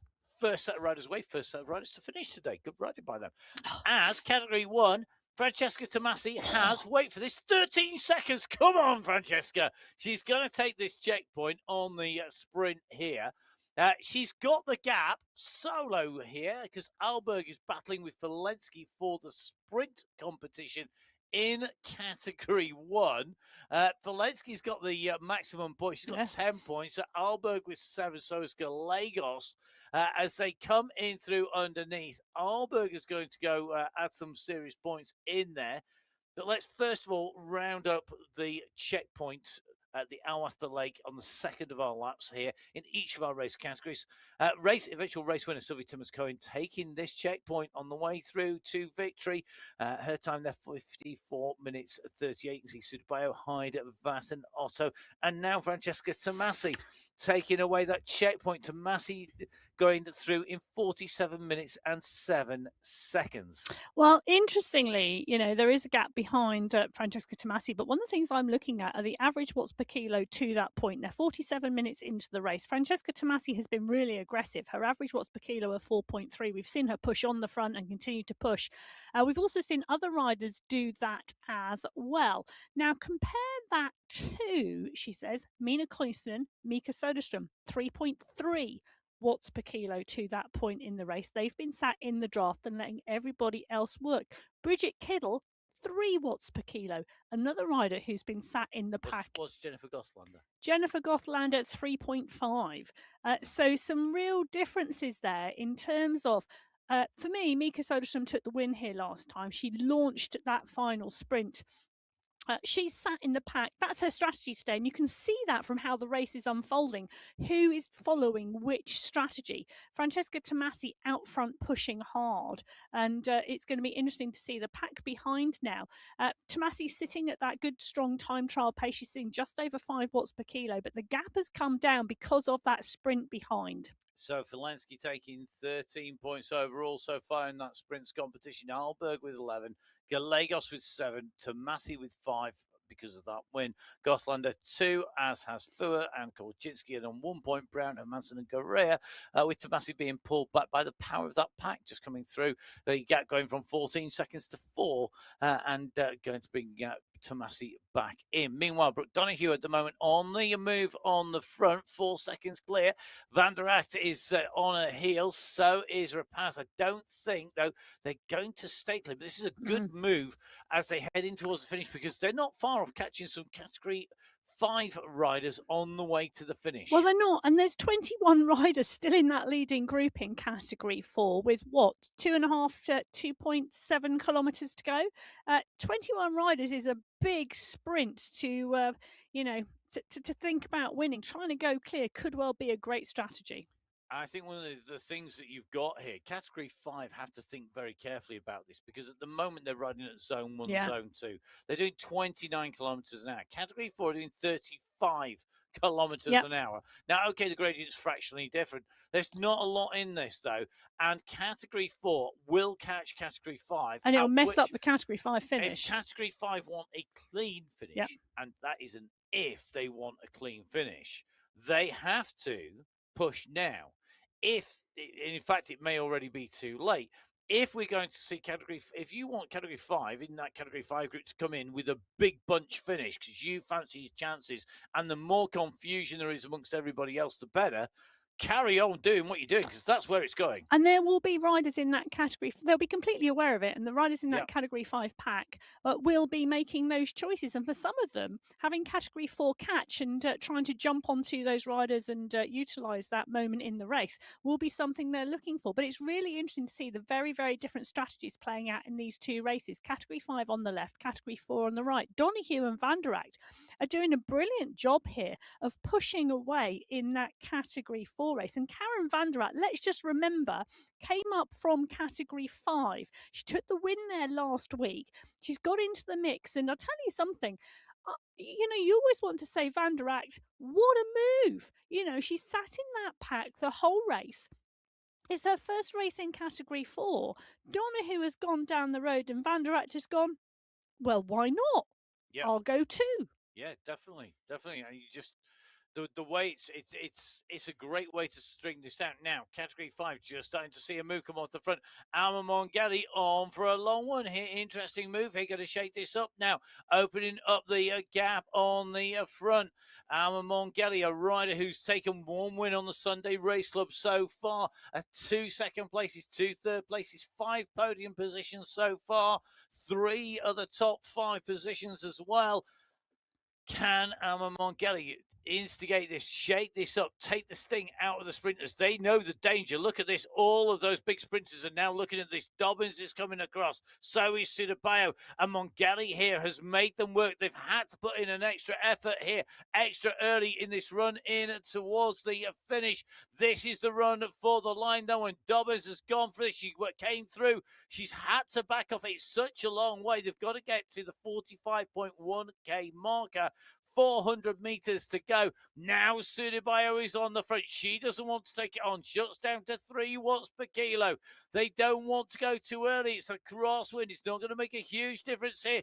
Timing is everything. Who's going to get the timing right? Dobbins kicks again. Mongelli wants to be in the mix. Almeida's coming hard. She's inside the top 7. This is the run for the line. It's going to be between Ferron and Becker, surely. Ferron it is, who's going to come over the line. She gets the timing right. She was not in the sprint until the finishing line. She comes in over the finish, and she takes away the race win. 3rd win on the MyWhoosh Sunday Race Club for Sandra Ferron. Yes, she's a rider you do have to keep your eyes on, but Ferron in 1, Bessera in 2, Jones in 3, Sudabayo in 4, and Dobbins in 5 in category 5. This is category 4, and they too are on the run to the finish line. So Brooke Donahue and Karen Van der Acht have got the gap. They've still got the 6 seconds. Surely it's going to come from these riders. We'll have to see how that's going to play out. Brooke Donahue leading at the moment. She's taken a win before on the Sunday Race Club. But look at Karen Van der Acht. She's only just moved up. She's moved up into 1st place. Goes over the line. Takes the win on the MyWhoosh Sunday Race Club. What a way to take away your win here, move up the category and beat a real who's who in category 4. Oh, and I'll tell you something, she's done it in style. Her average watts per kilo, just 2.8. She sat in the pack. She didn't sit in the wind. And she went with Brooke Donahue when she saw the opportunity. And she had the legs to take her in the sprint. Donahue took 5th place last week. She takes 2nd place this week. Rosura Haglin takes 3rd. Natalia Idzik takes 4th. And Camilla Pamplona takes 5th place. What a race from Karen Van der Acht. I did say at the start of the show, it was good time for her to progress, and I thought she would do well today. Her type of course.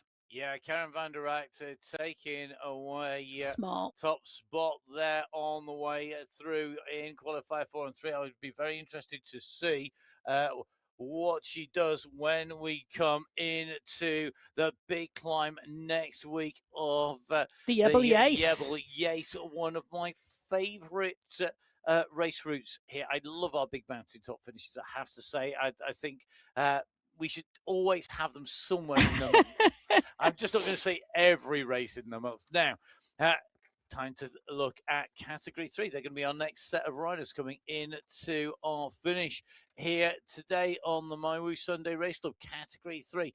Quick reminder, Vassen taking away the sprint jersey. 17 points from Tom Mettiton with 13, McKay with 7, Heiborg with 7, Reel's been in the sprint, so is Horner, Baran, Desenia, Vinapart and CC Elka.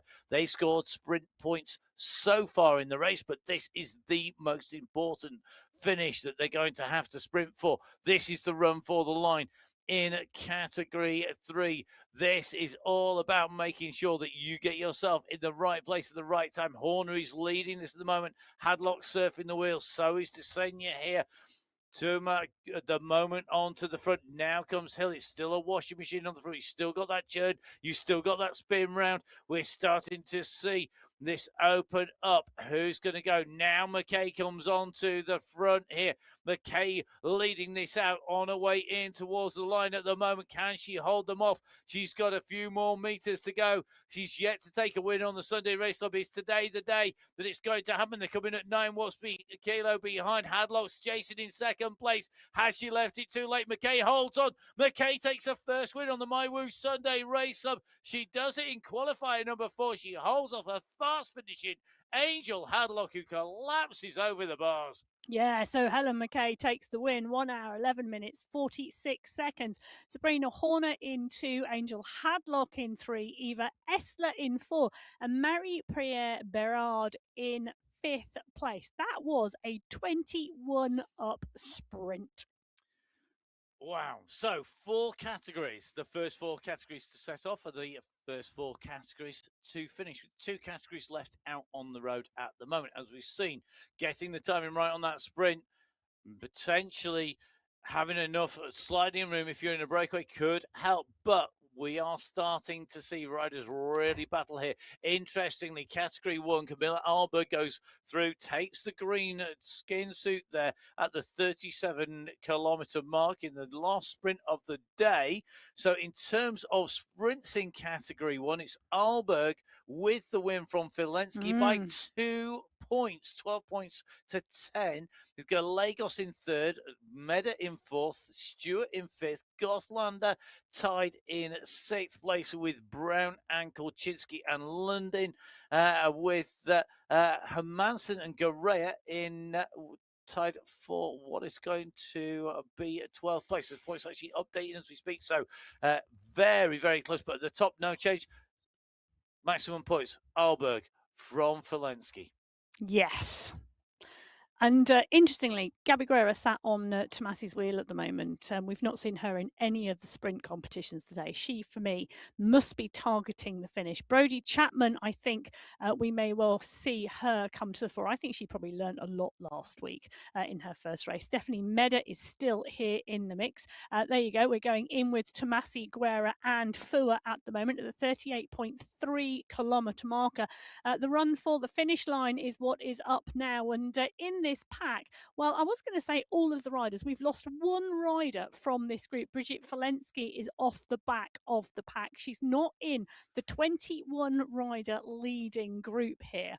But for me, I'm just trying to think the last time we saw a 21 up sprint potentially in the Category 1 women's race. Last time we were here, maybe? I don't think so. I don't think it was quite so many. No, I don't think it was. So Category 1 at the moment at the 38.7 kilometre mark, currently riding out what is Zone 1 for Francesca Tomasi, sat in the group. Category 2 in the green jerseys right-hand side, equally with the foot off the throttle at the moment, travelling at a very similar speed, just a very similar pack size as well in Category 2. Very interesting to see how that's going to play out. 26 riders, I think, in Category 2 in that league group. And do you know what's so interesting for me is we've already seen 4 race finishes. We've seen riders go clear and stay clear. We've seen big sprints happen. We've seen riders try and go clear and be pulled back. We've seen every single I'm trying to think about Permutation. another strategy that we could witness in this race, and it's going to be an interesting one to watch. What these, well, you sort of want to think what thoughts are going through these riders' heads at the moment. Stay in the pack, stay in the pack, wait for the sprint, give it a go, let's go, let's go, let's be brave, let's give it a ride. But what are they thinking? And at the moment, it's two very different thoughts, because Category 2, whilst they're sedately mooching around the course, Category 1, it's Mina Koinstinen who's gone off the front this time. I was watching her, I've been looking at her numbers, and Koinstinen has been keeping her powder dry all race so far. She's put in a big dig at the 39.6 kilometre marker. They're ticking up towards that 40k mark. They've got just over 5k of this race to go. Koinstinen now pushing. Stephanie Meder, strong German rider, pushing on behind. It's her first Sunday race club, and really great to see her not afraid to get into the mix today.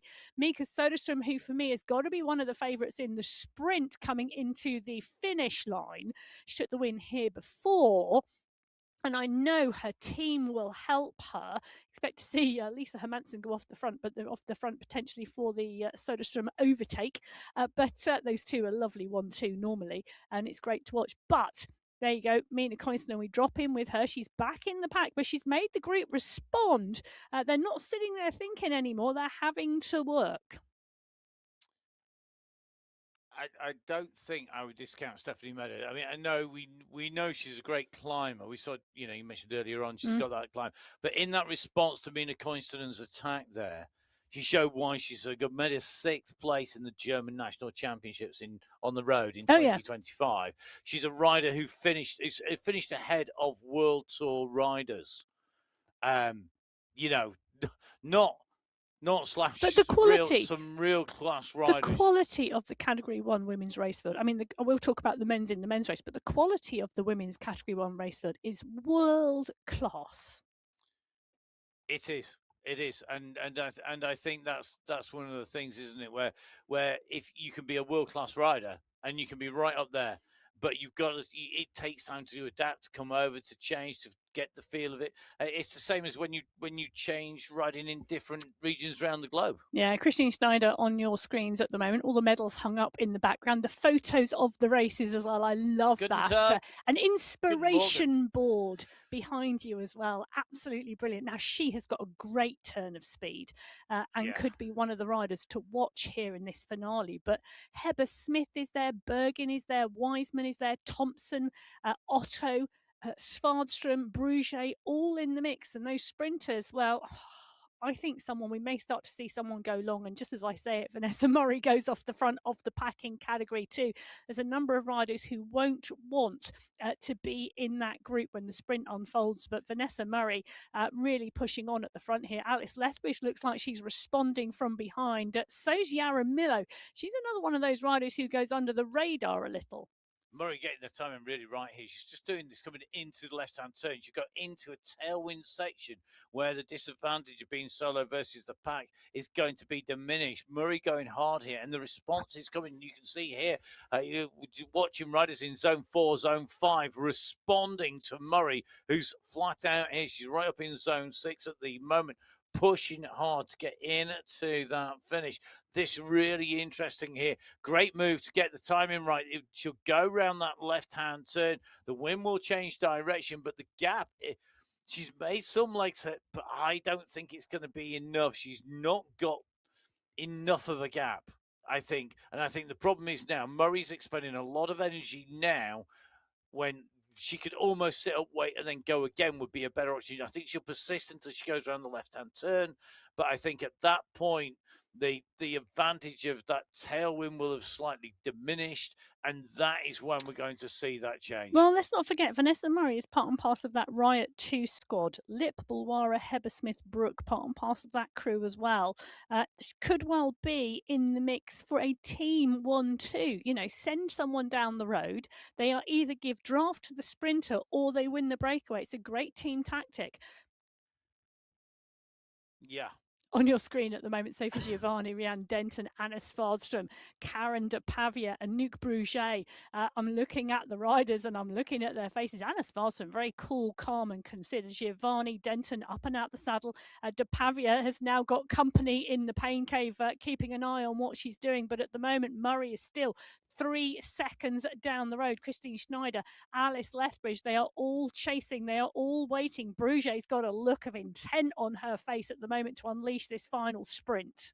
So here we go. This is the run for the line. This is the sprint. 500 meters to go. Murray went early. She opened it up. She looked to try and take the long one.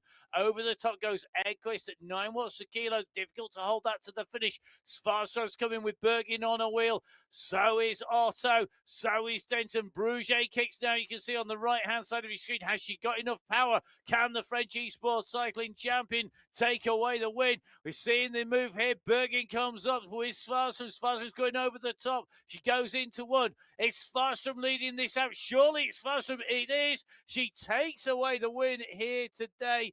Anna Svarström takes away her 7th win on the MyWhoosh Sunday Race Club.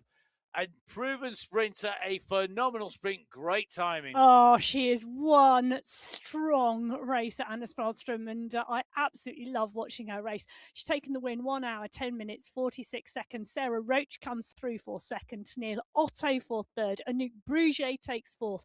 Holly Bergin takes 5th place today. Eggfist, Engstrom, Wagner, Shanks and Snyder round out the top 10. But let me tell you, 3 seconds separated the top 23 women. Oh, superb stuff. That's what we love to see. Anna Svarström, congratulations. Oh, she just is class. Yeah, real good kick there. You can see just how it counted. Some great performances in right the way through all of our riders. Heather Shanks, who said was saving herself for the finish. Top 10 for her. Nice place. Yes. Well, Tomasi, Koinstinen, Van Heuling, Guerra and Fua are all lined up in the Category 1 pack. They are rolling and looking at each other with 1.1 kilometres to go.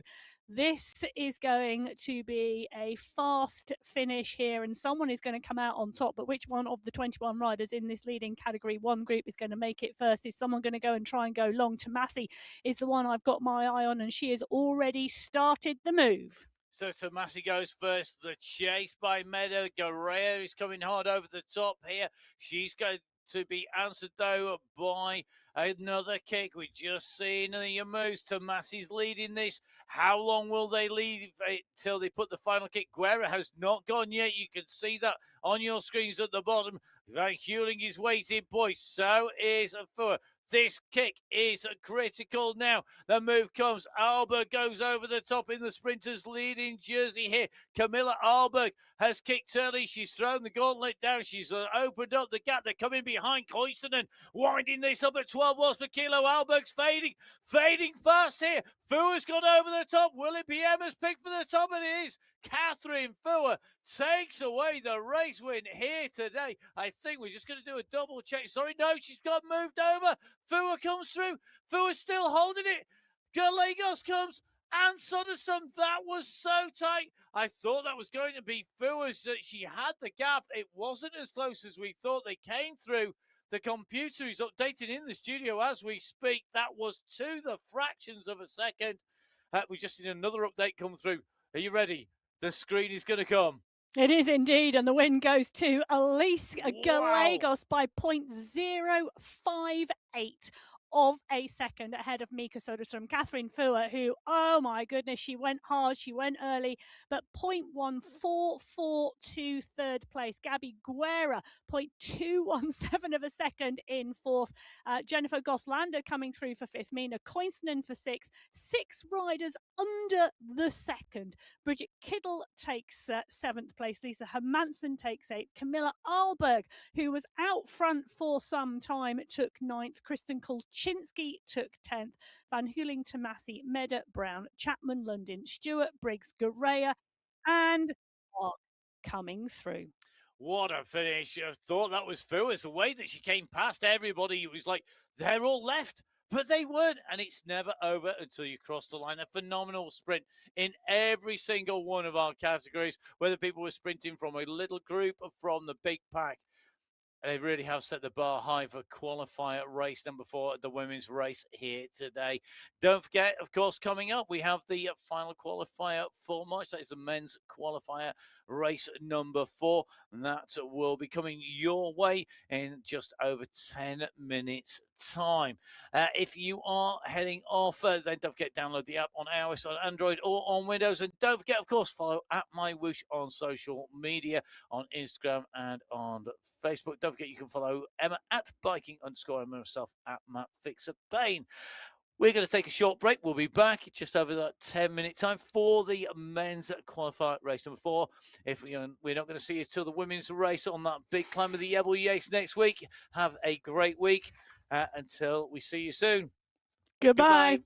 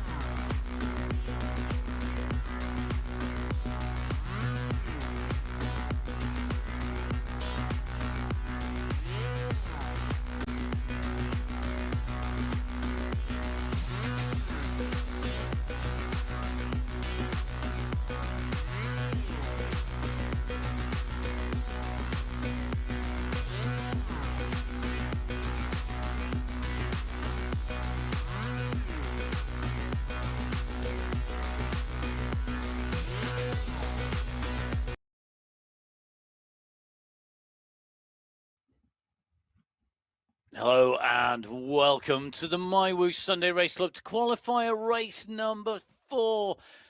We've had an absolutely amazing women's race, absolutely non-stop action all the way through, and some brilliant finishes. Congratulations to all of our race winners in that women's race. Won't give you any spoilers, just going to say, if you haven't watched it, go watch it. Emma Martin and myself, Matt Payne, putting words to the action to that and to this, our men's race, the final men's race qualifier coming up before we move on to our finals next week when that team competition comes into play. Now, for the men's race this week, for the last run out in the qualifiers, and remember it's 2 qualifiers or more needed to be part of a team. Next week, we are going to Japan, to the ancient capital of Kyoto. Really interesting history Japan has. And this is an interesting course because it's multiple laps, as we saw with the women's race being on 2 laps. This is 3 laps, plus a little bit at the end. Yes, it is indeed. And 57.1 kilometres of racing, 471 metres of climbing. And you can see that 3 laps and an extra little bit on the end. The extra little bit on the end is the start of lap number 4. The Kyoto climb, just 799 metres in length, comes 3 times here. Average gradient of 4.8%, but as you can see, it's just the top section of a 3-stepped climb. The first 2 parts don't count. We then drop again, we climb again, there's a flat plateau, and then the descent to the Tokyo Sprint, which takes place twice. So 2 sprints, 3 climbs, and then a run to the finish line that's around 11 kilometres in length. Isn't flat, isn't downhill, has some uphill, downhill, flat sections. There's a little bit of everything on the run to the finish line today. And one of the things to bear in mind is, and this will sound like a stuck record to those who watch the women's race, the scale on the left is vitally important. These are not thousands of meters of ascent. We're not talking hundreds and hundreds of meters. We dip down to about 40 meters below sea level. We climb up to about 70 meters above sea level. These are minimal rises on a race of 57.1 kilometers. And with 471 meters of ascent, it's not even close to the hilliest or biggest climb races that we see on MyWhoosh. No, it's not. And the course record, 1 hour, 15 minutes, 54 seconds, set by Ollie Jones in October last year. Interestingly, that was the first time we have been on this course. Today will be the 4th run out for the Kyoto course in Japan. It's proving to be popular with the course and the race direction. We'll see whether it's popular today with Category 6, who are the first of our riders about to leave the pens. Now, teams competition this week. Last week, it was a victory for level racing. In fact, they took top 2 spots with 6A and 6B. Ride Club Finland coming in behind. Then the BMC squad, followed by Team Velos, the Chile team. We have got 8 teams here, 4 teams of 5 and 4 teams of 4. The big numbers coming for BMC 6A. They've got 5 riders. So Cycling District 6 and 6A. And Finland, Ride Club Finland 6, also have 5 riders. So they've got strength in depth. And with the headwinds that are predominating across the climbs and over the plateau that follows the checkpoints, that could play into the hands of the teams. And of course, a few little headwind sections to come before I finish. Yes. It's time to go underneath the banner to lead the start on qualifier race number 4 in March. We're up and away with our first race category out from the pens. Category 6 going first. Then we have a gap to Category 5, then another gap to Category 4, and so on all the way to Category 1, who are our fastest riders, those that have proven themselves to be at the very top of the standings. Making sure that you're in the bunch from the start, though, and not getting left behind. Critical across all 6 categories. Yes, Category 6 today. 79 riders on the start sheets today in Category 6. And Santana coming out of the pen, and with the 2 Brazilian riders right on the front at the moment. There is Edinson Aguila on your screens, and you can see him in the pack as well, right towards the front. It's a fast start actually at the moment out of the penning category 6. Tends to be a fast start at the category 6 race week in, week out. And 1, 2, 3 riders going distanced off the back of the group already in this fast start. Now, Maxime Fabre holds the course record in category 6, 1 hour, 32 minutes and 2 seconds. So just over an hour and a half of racing to take the course record. Last record-breaking time. Will it be a record-breaking time today for Category 6? It's a big race field, isn't it, Emma? It is. 79 riders in Category 6. You did make the point in the women's race fields that Category 5 and 6 in the men's is the biggest race fields, actually, of the whereas in the whole. women's, they tend to be the smallest. Yes. So, but I have to say that, it doesn't mean anything about the nature of the racing, whether it's a small race field or a large race field. The racing is still absolutely superb and very, very competitive. Matt Smithson, I notice, is in the pack today. Great to have Matt on board. He's in the middle of the Cat 6 group, and good to see him. Water Sebsa is in the mix as well, beautifully resplendent in his UAE team kit there. Liking that, very nice. It is very nice indeed. I'll tell you something. No spoilers for yesterday's racing. I'm not going to give you any spoilers for yesterday's racing. If you haven't seen the result, I don't know what planet you've been on to not see the result, but I am going to say that skin suit has got less holes in it than Tadej Pogacar's. Yes. And what a close race. Oh, my. Just watch from about 50k out. Don't watch the first 250k. Dull as ditch water. But what can you say? Talk about run. Yeah. take a photo on the line. What more would you like? Lipinski on your screens at the moment. Good to see him. And that is indeed the MyWhoosh Championships kit he is wearing at the moment. Yep, John at the moment. Out tapping along as he makes his way through the group here, just up near the front. So we'll see how he goes on today.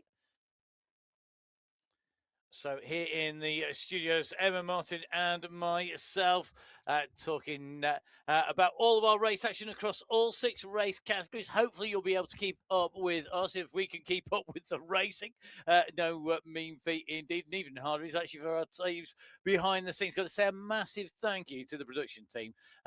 Don't say it enough, but a big thank you to the production team behind the scenes, because they watch all 6 race categories, all of the camera feeds coming in from our riders like Kevin Motmans as well. Trying to keep up with all of that whilst keeping control of all the camera angles and everything else. And the broadcaster, they do an amazing job. Thank you very, very much to the team behind the scenes. And hopefully they will get some chance to enjoy what should be holidays at the moment. They're in on their holidays because, of course, I do have to say Eid Mubarak to everybody celebrating the end of Ramadan. So I hope you have a very nice time celebrating when you get the chance. And if you are having to work it, well, my apologies. I hope at some point you get to enjoy it. Week in, week out, we are here with the Sunday Race Club, 52 weeks of the year. Myself, Matt Payne and Emma Martin, also, of course, covering lots of different disciplines for the UCI, the Union Cyclist International, the governing body of cycle sport across all of those disciplines, including cycling esports, where MyWhoosh is the cycling esports partner for 2024, 25 and 26. Now, solo camera today of Andre Corbani. No Arthur on camera at the moment, so maybe later he might be getting some peace and quiet in the pain cave. What I want to know is, did it come to pass that the person who got the best position was let off washing up and tidying up for the week after? Well, because that's always. I don't think you were here for that part of the show. I probably wasn't last week, and you probably watched it back without the sound turned on. But I do love lots, when we see Andre and Arthur Corbani, father and son competing on the Sunday Race Club. They're in different categories, but they race and ride side by side in the pain cave together, and those, that is just absolutely brilliant. It is. Let's just quickly run you through some of the riders who are here in the race. Let's start off with Cosimo Mancino. Why not? It wasn't who I was going to pick on, but we'll pick on Cosimo this time around. Picking. I am picking on him. I'm going to give it a... So Cosimo was on sprint form last week, picking up points in the sprints competition. He picked up points in that. He was racing, of course, for his team, racing for the BMC 6A squad, complete with the kit down there. I took 7th place overall at the end for Cosimo. On qualifier race number 3 last week. Finished behind the race winner, Alexander Wright Hagen. The sprints were taken by Jakob Kusi, and the KOM was Hagen again, Wright Hagen taking away the win. Do you know what? I've just dropped onto the YouTube feed at the moment. I've got it up in front of me. And there's a question on here, which I am going to. I don't very rarely do this. I very rarely do this. How good is Division 1 compared to World Tour? Let's think about the women and the men's. Okay. So we're not necessarily comparing like for like here in terms of World Tour. It's a different discipline.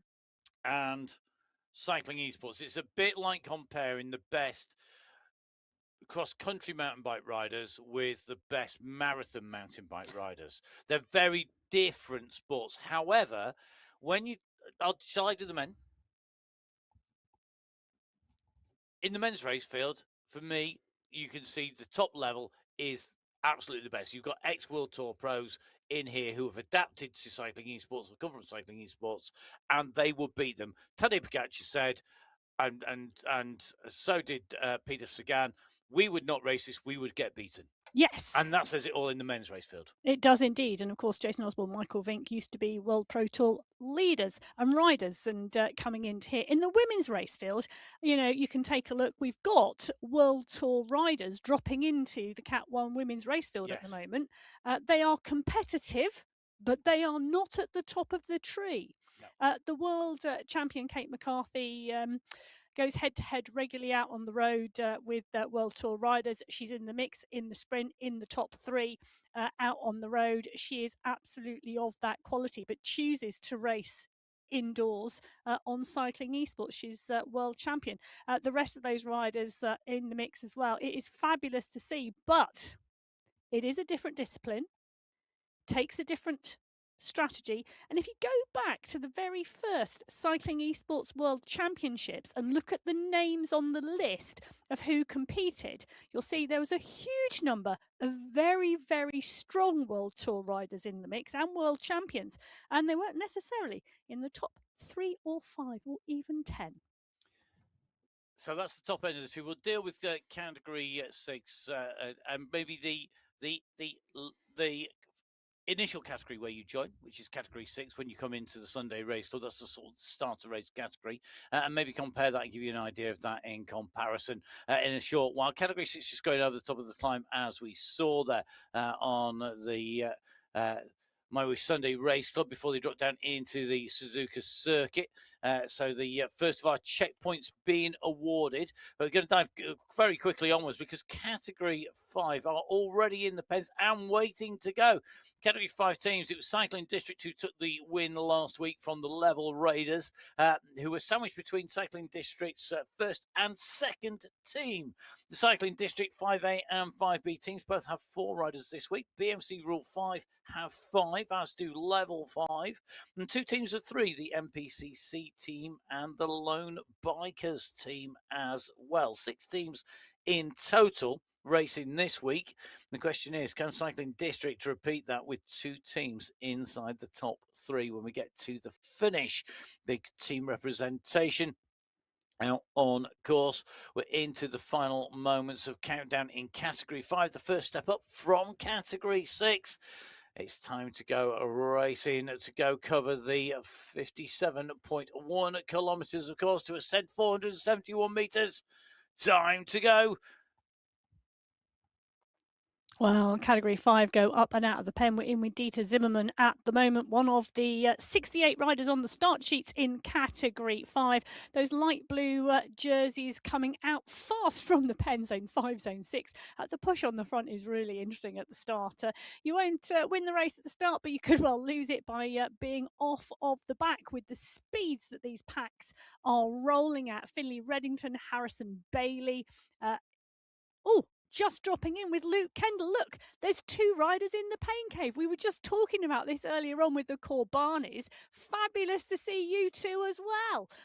great job. Loving the dark grey wall behind you as well. Actually, I quite like that. That's really quite good. Well, Luke Kendall in the mix, and I'm just admiring the look, the jerseys. Flamingo jerseys. The flamingo jersey is bob on, could I just say? But nicely set off by the dark grey wall as well. There you go. There you go. Love it, love it, love it, love it. Okay, let's take a quick check on the group. Still all together at the moment, the 0.7K marker. In terms of Category 5 riders, Emma, in the race today, I mean, we saw Rijkaard take the KOM and the sprints go to Sinclair. Rijkaard took the overall win. Did. And Fabra came through in seconds. He did. Yeah. It was very interesting finish. It's always very similar to today. Yeah, but one of the things I've really enjoyed doing and seeing is Maxime Fabra has come up from Category 6 into Category 5 this year, because Fabra holds the course record back in November last year on this particular course in Japan for Category 6. He then progressed into Category 5 and has been in Category 5 and has really started to find his feet there and progress again.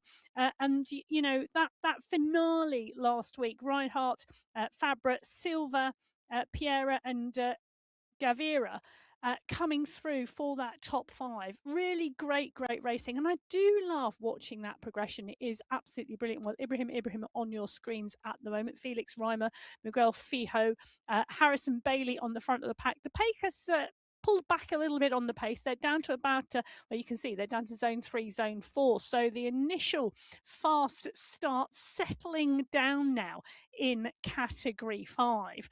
We're in with Mathieu Searpool. He's on your screen at the moment, keeping a close eye on his screen. Still warming up because he's got his hat on at the moment, still in the studio. I'm sure at some point maybe we'll go back in with him later, and I'm sure the warm-up will be over and the race will be on and the hat may be off. Daniel Dotto in the mix as well. All of these riders still together. They're on the climb right now at the 1.8 kilometre marker. It is one of those races where you need to be warmed up when you come out of the pen because those climbs start early. Daniel Dotto on your screen, again resplendent in that MyWhoosh Championships jersey. A number of these riders taking part not just in the Sunday Race Club, but in that MyWhoosh Championships last year. It was absolutely a brilliant 8 days of racing. 8 days, 7 stages on 7 days. The Sunday was the day off, the rest day, because the Sunday Race Club took place and a number of the riders did that as well. I'm just shaking my head in the studio. Phenomenal, I think is the word. But the Sunday Race Club is here every Sunday, and you can head over to mywhoosh.com, click on the events page and find out how to be here with us. We really would love to have you on board. It doesn't matter which category you would join. We would love to see you here. Well, Category 5 on the left-hand side of your screen at the 2.3 kilometre marker, heading towards that segment, the first segment, which is that climb of the Kyoto climb. Category 4 are down in the start pen, ready and waiting to go. 69 riders on the start sheets in Category 4 today. A number of teams in the mix, and Cycle District having 2 teams now, and Level Golden. And I do love to see that. They really are riding and creating strong communities out there. Rasia Racing 4 have a squad here today. Ride Club Finland have 2 squads, and BMC Racing have a team here too. For me, well, Ronchetti took the win last week. Rusumaki, Kasper, Berhard and Kochkov were all in the mix. We're in with Carl Passio. He's on your screen at the moment in Category 4 as the final seconds tick down. Well, away go the Category 4 riders on the MyWhoosh Sunday Race Club. They're up and out of the pen and a big push at the moment. Josh Lipka is in here as well. Josh Lipka, in my mind, well, I know he's a great man. I've actually met him. But in my mind, better known to be Kristen Kolchinsky's coach. But let's never forget, he was the Masters Time Trial Champion of the USA and a man coming back into some serious form. I spied a new FTP on his social media this week. So he really is moving on and moving up in his training. Keep your eyes peeled for him. He's always one of those riders, smart, tactical, tactical, and really does know what he's doing. I think he's definitely a rider to watch out for on a course like this, because it's not a pure climbing course, even with those steep sections, is it? It's a course that rolls, that you need to be an all-round rider. Wilson Villada, definitely a rider to watch out for today. I think he could be a rider to watch, and I'm loving the fact that he's got his mitts on indoors.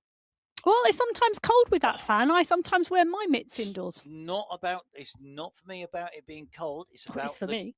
No, it's about the grip on the bars when you're wanting to put a sprint in. Having that extra grip, that is key. So you're not slipping and sliding on the bar tape. Well, that's not why I do it.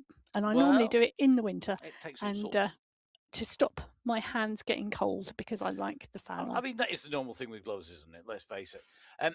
Just going to drop back into something about the teams that you said and we spoke about in the women's race, and that was the strength of women's and men's French riders. The Bleu Blanc Braquet squad taking second last week, sandwiched between the two cycling district squads. It's going to be really interesting to see in Category 4. Category 5, our leaders up over the top of the climb. Fossier sprinting it out with Cadabona. A real sprint at the top of that. But look at the damage that's being done behind. They are in 1s and 2s in Category 5 at the moment. So at the moment, that is very much being strung out here. I think this is going to be really interesting to see how this plays out. Will we see a split? Will we see more riders being distanced in Category 5? It's going to be really, really key here today.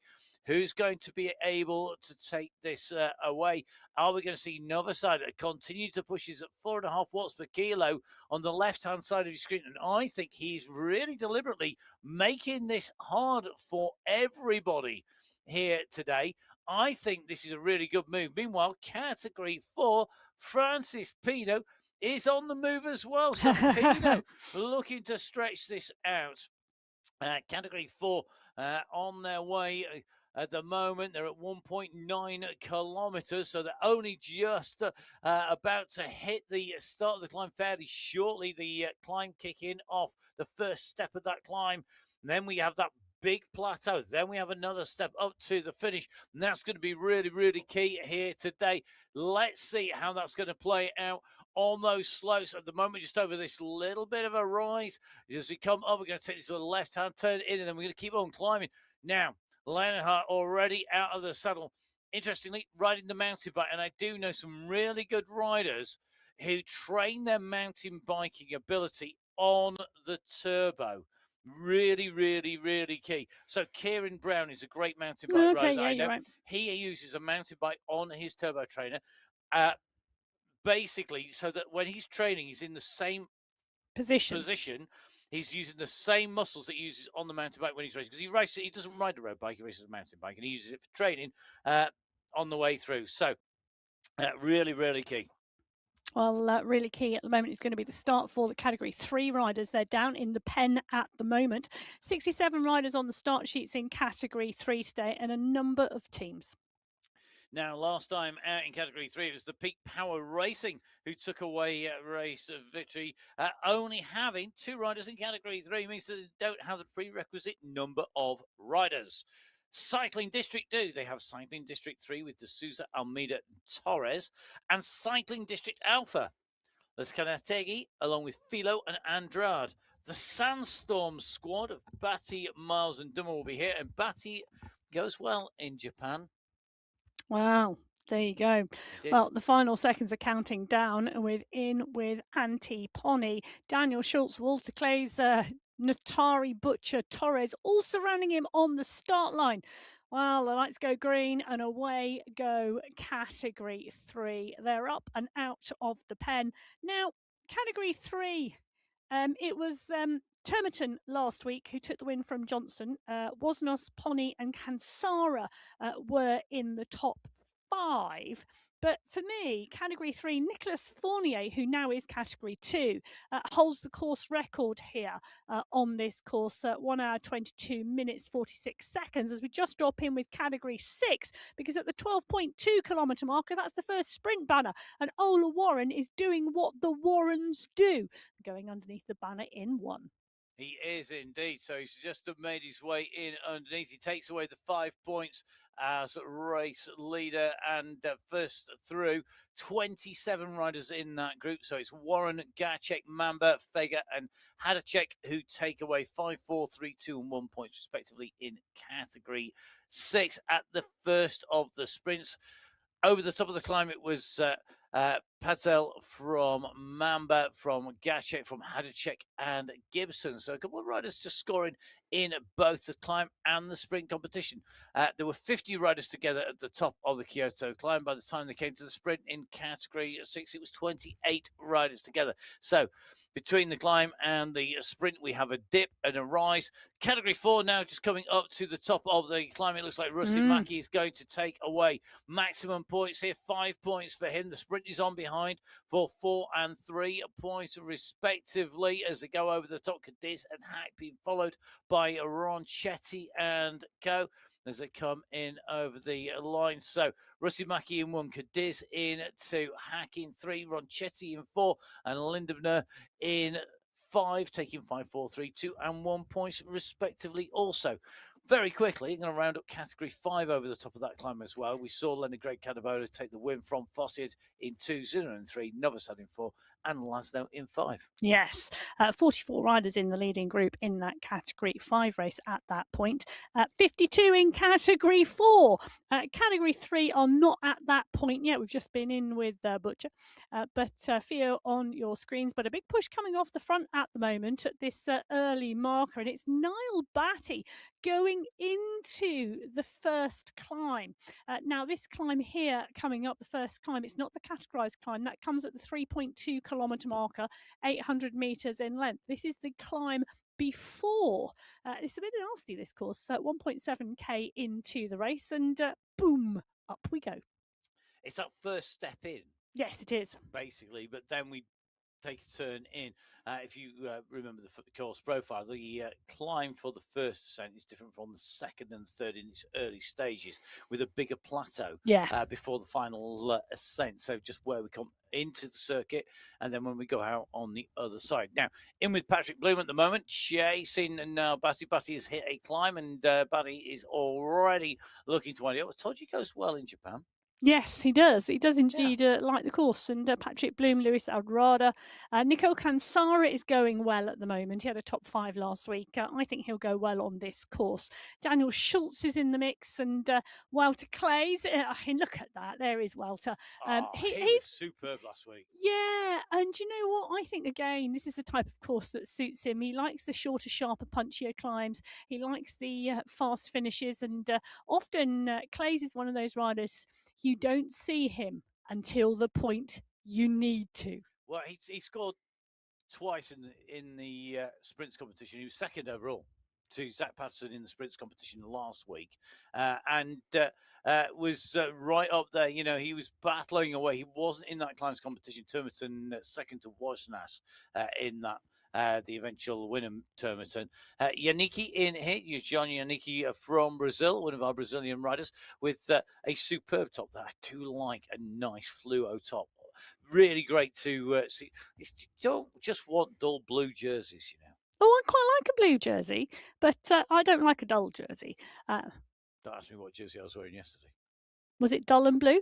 Well, Christophe Conton is on the group at the moment, right towards the front of the pack. But at the moment, Niall Batty is 6 seconds down the road.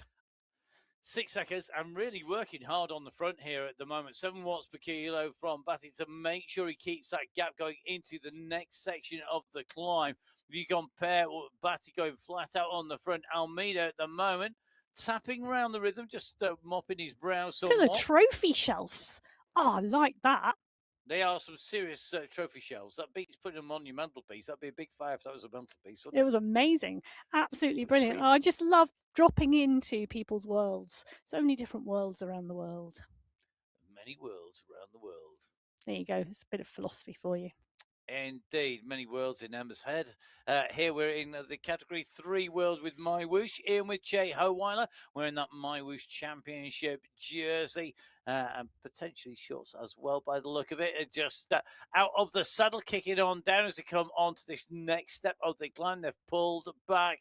Batty. He's almost into the fold, but now we hit the slopes into the climb. You can see the sinuous twist, a 180-degree left, and almost 180-degree, but slightly wider right. And we'll be coming into the banner for the Kyoto climb number 1 in category 3.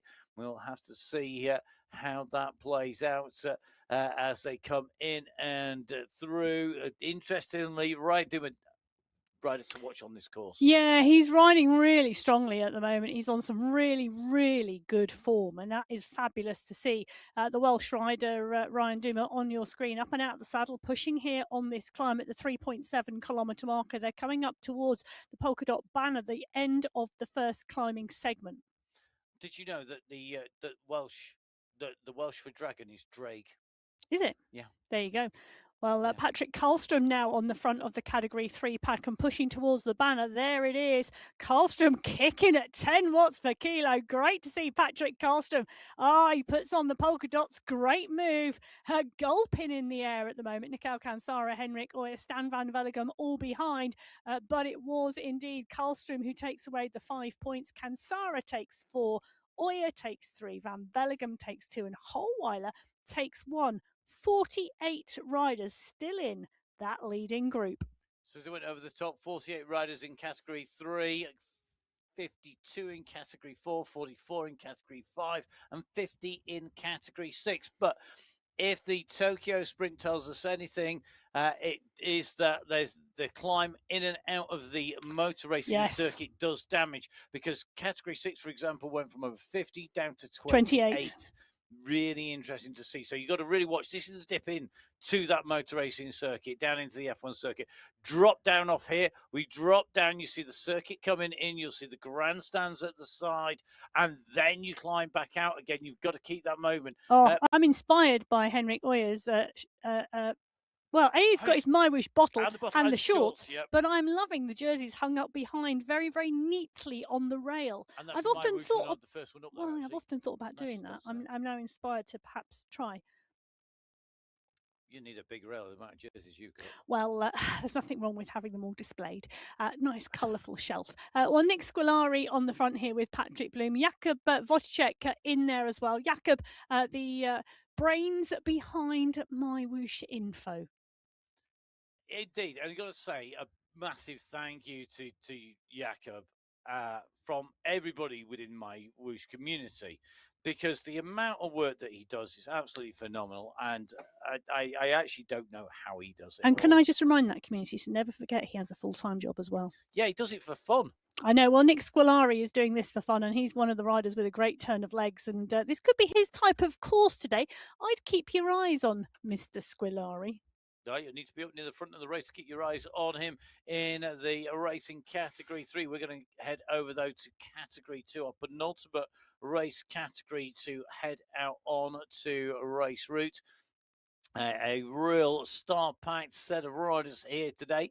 Of our teams, the Hitmen took the win last week from the Level Racing squad.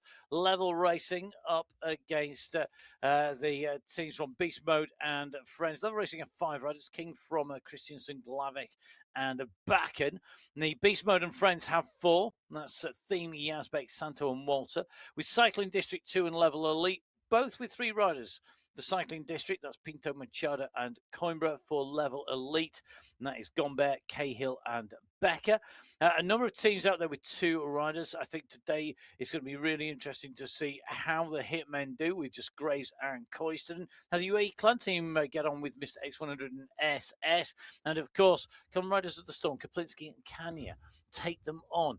2 is not always a disadvantage on this course, so long as you can surf the wheels of everybody else, because there are no real long headwind sections apart from on the climb when you're going that little bit slower anyway. Well, category 2 are up and out. 70 riders on the start sheets today in category 2 as they take the right-hand turn out of the start pen. 37 kilometres per hour already, so up and rolling very, very quickly and up to pace. Rick Van Erck back on Morning, our Rick. Screens in that jersey. One proud rider and owner. The hard work that went into the national championships rewarded well. Indeed, and I'm loving the fact that he's rewarded with a jersey, because our French national champion didn't have a jersey on Really? this morning. Well, you know, he might Early have on. just chosen to leave it in the cupboard, Possibly. keeping it neat and tidy. Not that Rick Van Eyck is not keeping his Well, I jersey was going neat to and see what you're tidy. trying to say about Rick. I wasn't saying anything. It's one of those I'm things not where you sure. start saying something, you go, "Oh, I didn't mean it the other way."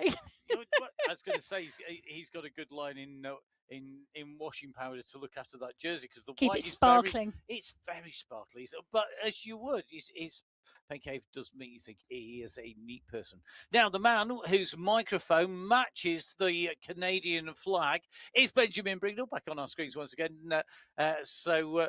Early hours of the morning for Benjamin. I'll let Emma. Well, it depends whereabouts in Canada It'd he still is. be early hours of the morning, whether you're East Coast or West Coast. Well, I was going to say it could be really, really late at night on the other side, because there's enough time difference from one side of Canada to the other. An absolutely huge nation, and great to see them represented here by Benjamin Brignall, another rider who we expect to see up near the front. Jamie Cahill on our screens from Great Britain.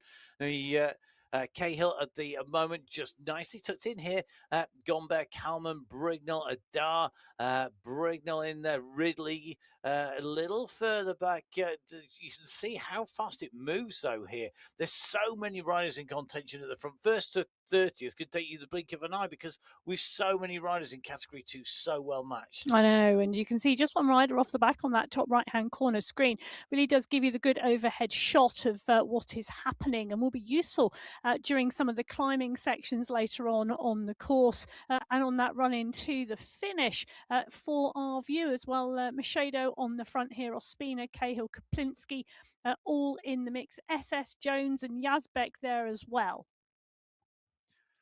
So the group on its way, Machado, the rider that we're in with the group, just making its way around this left-hand turn at the moment, and certainly looking to me like plenty of work going in by Machado at the moment. You can see the national champs just in the background, framed on the back wall there. Another way to display your jerseys in your pen cave if with you the medal. are good enough to win one. Well, medal and jersey in a frame on the wall, and why not?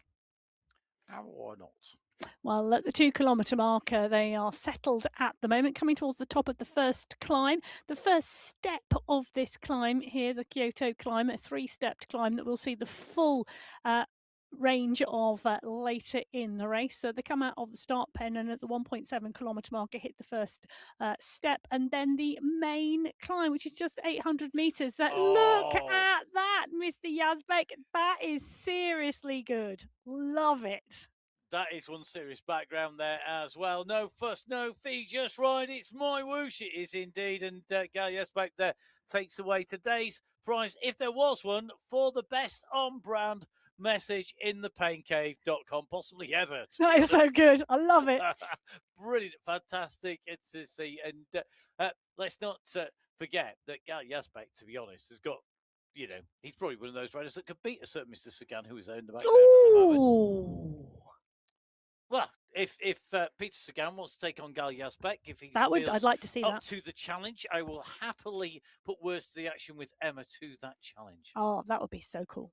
It would indeed. Let's go to Category 1, where all our riders aspire to be. If they want to be the best, you've got to be up there in Category 1. Now, Category 1, you can see the Alpha Jaw, Boss Moves Only, Team Scandi Racing, and Farm What squads are the squads this week. Last week, though, Boss Moves Only squad took away the win, led home by Jason Osborne, with Michael Nutt and Saeed Safrazadi inside the top 5, think inside the top 10, ahead of Team Scandi Racing.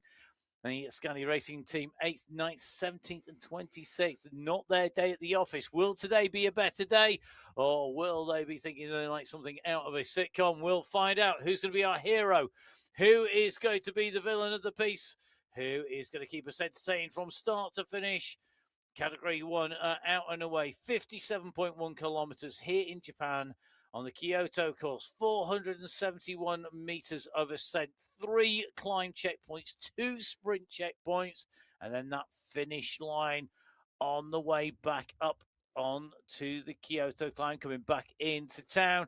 Now, as we go out from the start, Maciej Mendakowicz, Category 1. Good day, sir. Welcome to Category 1. Yes. Noel Pedersen, Ruben Dont, Mikhail Kaminsky, Jason Osborne, all in the mix. Jan Kino is there as well, one of the newer riders to the Sunday Race Club, but we're going to drop back in with Category 2 because we're coming towards that polka dot banner and SS coming to the front. Froma on there as well. Utkin in the mix. There's a big push now and a big sprint coming for the first set of points in that climbing competition, but they're still around 300 metres out. They are, but SS has got the power down here. The problem I think he's got is that the behind that they're putting out, they're generally putting out between about 10 and 11 watts per kilo. SS can do that, but he kicked early for this, and he's being chased down. You can just see the blue wheels being about to be passed here by Kaplinsky at 12 watts per kilo. He's picked up the pace. Jan Kaplinsky kicks down hard. He goes over the top of regular mountains performer SS and takes away maximum points. Kaplinsky from SS, from Kanya, from Frommer and Jones, with Rinosh in 6th place. Out of the points, the man who took away victory last week in Category 2, currently pushed down into 6th place and not scoring points on the climb. Yeah, interesting moves. Very different course this week, and it's going to be really interesting to see. Maciej Mendakowicz still on the front of the Category 1 pack and really pushing on at the moment. The pack rolling and rolling strongly. We're going to say happy birthday to Jason Osborne. He too had a birthday this week, the world champion. Indeed. Happy birthday, buddy. So happy birthday to him. Remy Confession, good to see him in the mix. Zach Nair, been riding strongly. Nathan Guerra in the mix. Ollie Jones in the mix. He holds the course record on this course. He also won the race in New Zealand this week, a 100-kilometre race. Apparently 2 5 to 6 kilometre climbs in there. So suited him down to the ground and he took the win. Yeah, congratulations, Ollie, on the race win. Almost more important than the birthday, to be honest, because birthdays happen as long as you keep going around the sun every year. True. Race wins don't happen if you just get round the sun. Race wins take a lot of hard work, dedication, and a whole lot of talent, many of which I'm missing. Well, not missing much of that, to be fair. No, he's not. Definitely a rider to watch. Karkane, really, for me, I think there's a step to come from Calm. There's one more step to come, which will see him up at the very, very best. Don't know what it is. If I did, I'd let him know. I'd email him. But I have to say, I think it's not going to take much before he takes that step up. Each week, he was Category 2, then he was yo-yoing on the boundary, then he moved up, and then occasionally goes to 2. I don't think it'll be long before he's almost always in Category 1, but he's also battling it out the top of the tree now. As Category 1 make the way up towards the climb and the summit of the climb, you can just see Antiponi in Category 3 at the moment at the 12-kilometre marker, wanting to keep clear of Rafael Buchter. This is the Tokyo Sprint for Category 3. Wilson Villada took it in Category 4, Laszlo in Category 5. Category 6 was taken by Warren, as we saw.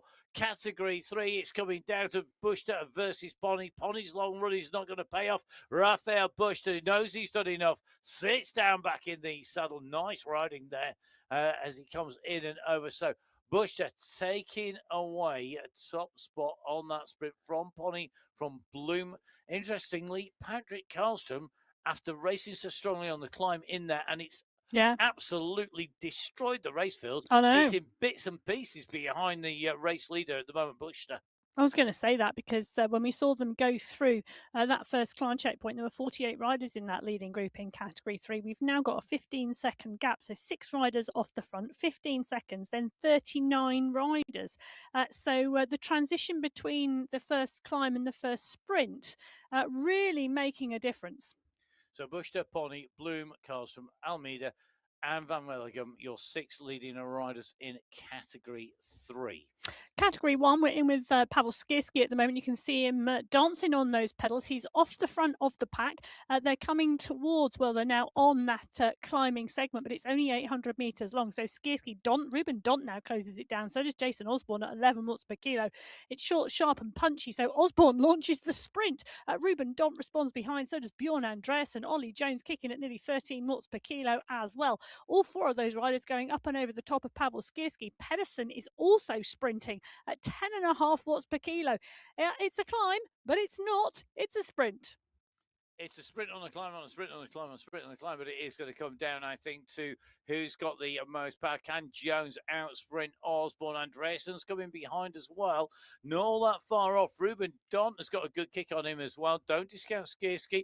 This big push coming. Jones now really winding up, but look at Osborne. He's still at 10, nearly 11 watts per kilo. Jones is matching him metre by metre. He's coming up on the wheel here of Osborne. He's going to come on the right-hand side. Ollie Jones. Well, that winning form is continuing. He's taken the first checkpoint. Can he continue this form to the finishing line? Jones goes over in one. But look at what's happened to the Category 1 pack. It's one long line of riders down the road. Jones, Osborne and Andreessen, the three riders clear. So let's first of all run you through the checkpoint winners in each of our race categories at the top of that climb.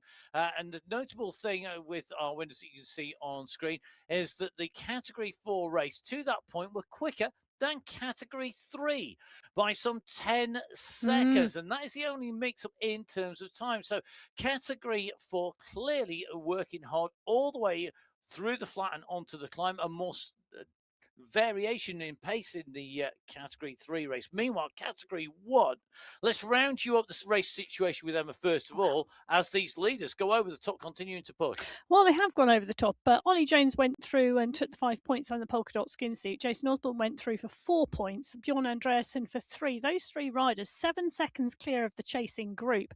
Ruben Dont went through at the front of that group, taking 2 points, and Syed Safarazadi rounded out the top 5, taking 1.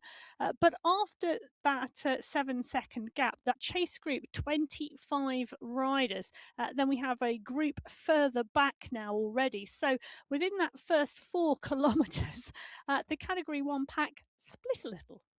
And these three, for me, should be pushing onwards. So they are to a degree. Jones, Osborne and Andreessen. You've got a rider from Alpha Jaw, from Boss Moves and from Team Scandi Racing. Yeah. You 3 riders up the road. Why not just get them gone? Well, and I'll tell you something, they've utilised that descent and the transition, and they're now on the next section of climb. I think you could well see them go completely clear because, there's not a lot of chase coming from the group behind. They've had a steady recovery going down the descent, and it's allowed the 2 riders off the front, or the 3 riders off the front, should I say, to get 11 seconds on the group. And one of those riders in that leading 3 who's not quite made contact is Jason Osborne, rider who was riding for the Canyon squad, for the Alpecin squad at the front of the World Tour, a regular rider on there. At the moment, he's not actually made contact with the leading 2 going through. As we see Moose starting to go, Ruben Dont at the moment looking to lead the chase down. He knows that he's got the opportunity potentially to draft. He'll take a little bit of draft from some riders. We're in with the riders on our screen. Kaminsky, Vajassin, Norum, Wozniak and Van. He waves from the riders, and we do wave back in the studio if you're waving. Don't think it's wasted on anybody, whether you're waving at us or anybody else. We always wave back. And if anybody's wondering what the Category 6 riders are doing on the screen as well, this course is laps, 3 laps. So earlier starting races out on their second lap, whilst Category 1 are on their first lap. So Jan Kino in the mix, Marcin Wozniak is there, Mikel Plantero in this group as well. You can see the 3 riders in the lead just around the corner. That is who they're chasing. Well, Phil Graves is the rider being chased in Category 2. That should come as no surprise to many people because Phil Graves is always instrumental in the breakaways, and SS looks like he's gone with him. Now, you were just talking about Category 6. I am going to just jump back in. So whilst you're watching Category 2, we're going to talk about Category 6. Category 6 have gone over the Kyoto climb twice now because, as we said, it was laps. Same rider has led through both times, Simon Padsel. Ephraim Mamba has been in second place both times. But, interestingly, behind Matt Smithson moving up into third place at the end of Kyoto climb number 2. In that leading group, there's still 24 riders in the lead group in Category 6. You see them on the right-hand side of your screen. They are leading at the moment. For me, really, really interesting the way that group has not been diminished, maybe as much as we've seen some of the other groups, and less riders pinging away. So very interesting, very different race tactics and the way that the race is being played out in our different race categories. Well, on category 5 on the left-hand side of your screen, now starting the climb segment, the Kyoto climb, for the second time. The banner will come at the 23.4 kilometre marker, so they're around 450 metres away from that polka dot banner. It's a good sized group. There are a couple of category 6 riders in the mix, but the category 5 pack is rolling and rolling strongly. Cadabona is in the polka dot skin suit. He took the points last time. Can he repeat the double? Yes. Oh, strong words from Matt Payne on the other side of the studio. He can. Whether he will is another matter. Used the word can, so the answer is yeah, he's there. He's at this stage. It's definitely a can. Will, so difficult. All these categories are so close. I mean, you've got people like Christoph Lasno in here, who's got a phenomenal sprint on him, and if they wait too long, he could unleash that sprint. And for me, that's the thing. You've got to go early. You've got to go hard. We're seeing that at the moment. Marin going, Gaviri going, Sinclair going. They're all pushing. Lasno now starting to be dropped far enough out that he can't just put one sprint kick in and take away the points here. Cadabona's coming up behind Sinclair. Here he comes in the polka dot jersey. It's not going to be enough. It's going to go to Sinclair, the sprint at the top there. Cadabona should extend his lead in the KOM, courtesy of that climb. And I think that will mean he is going to have an extended gap at the top, because the riders are behind him and not in the points as much. Cadabona with 9 points currently overall. Sinclair with 5, Fossiad with 4, Zimmerman with 3, tied with Marin, who we've just seen come over the line. Novosad with 2, tied with Duda. Lasno with 1, along with Mattila. Well, the duo of SS and Phil Graves working strongly together in category 2.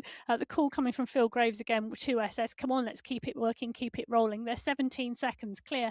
In category 1, the 3-rider breakaway of Jones, Andreasen and Osborne are also clear of the chase group behind.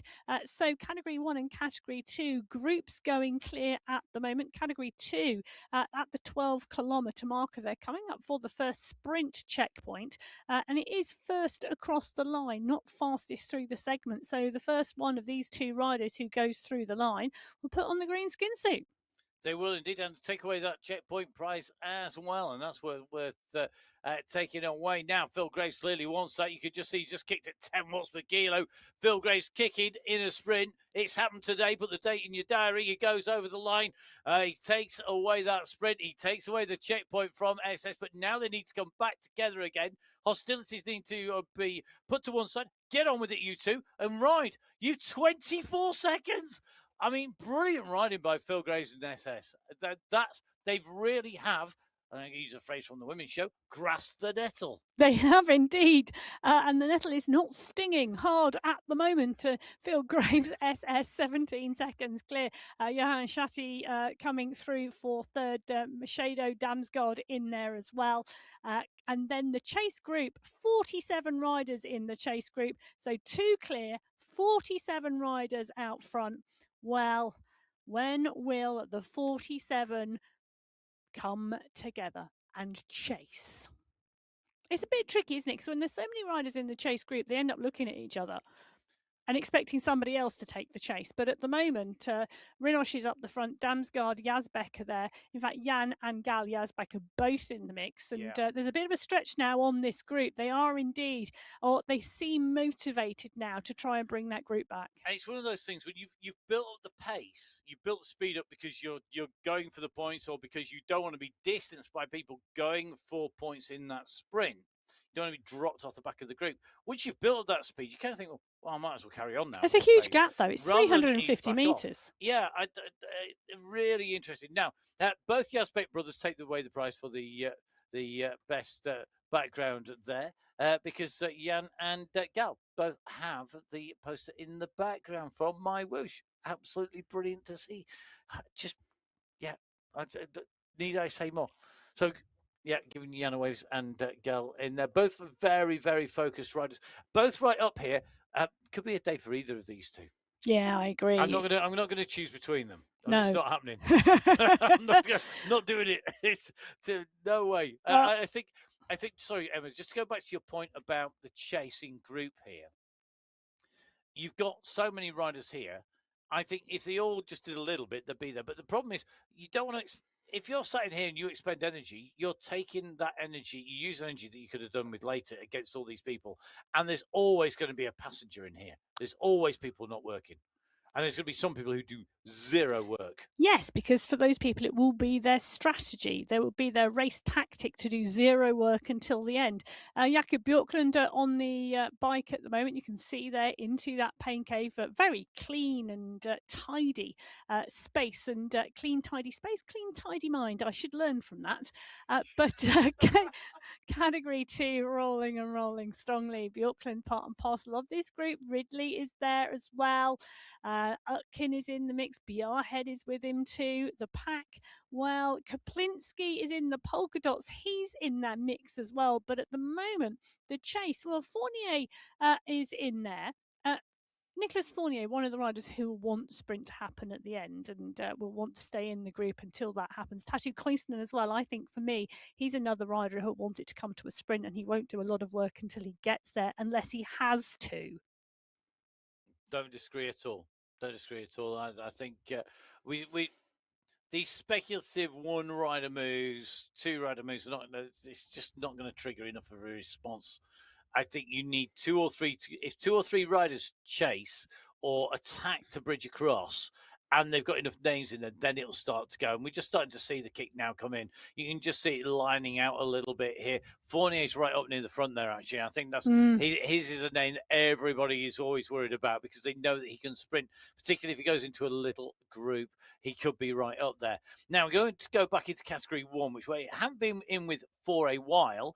The three are together here, Jones, Andreasen, and Osborne at the 12.2 kilometre mark.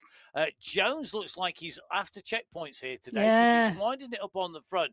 He's already got the polka dot skin suit as the checkpoint winner at the top of the Kyoto climb number 1. He takes away the first sprint checkpoint on his way in through as well. So if he could wear all three jerseys at once, he would be.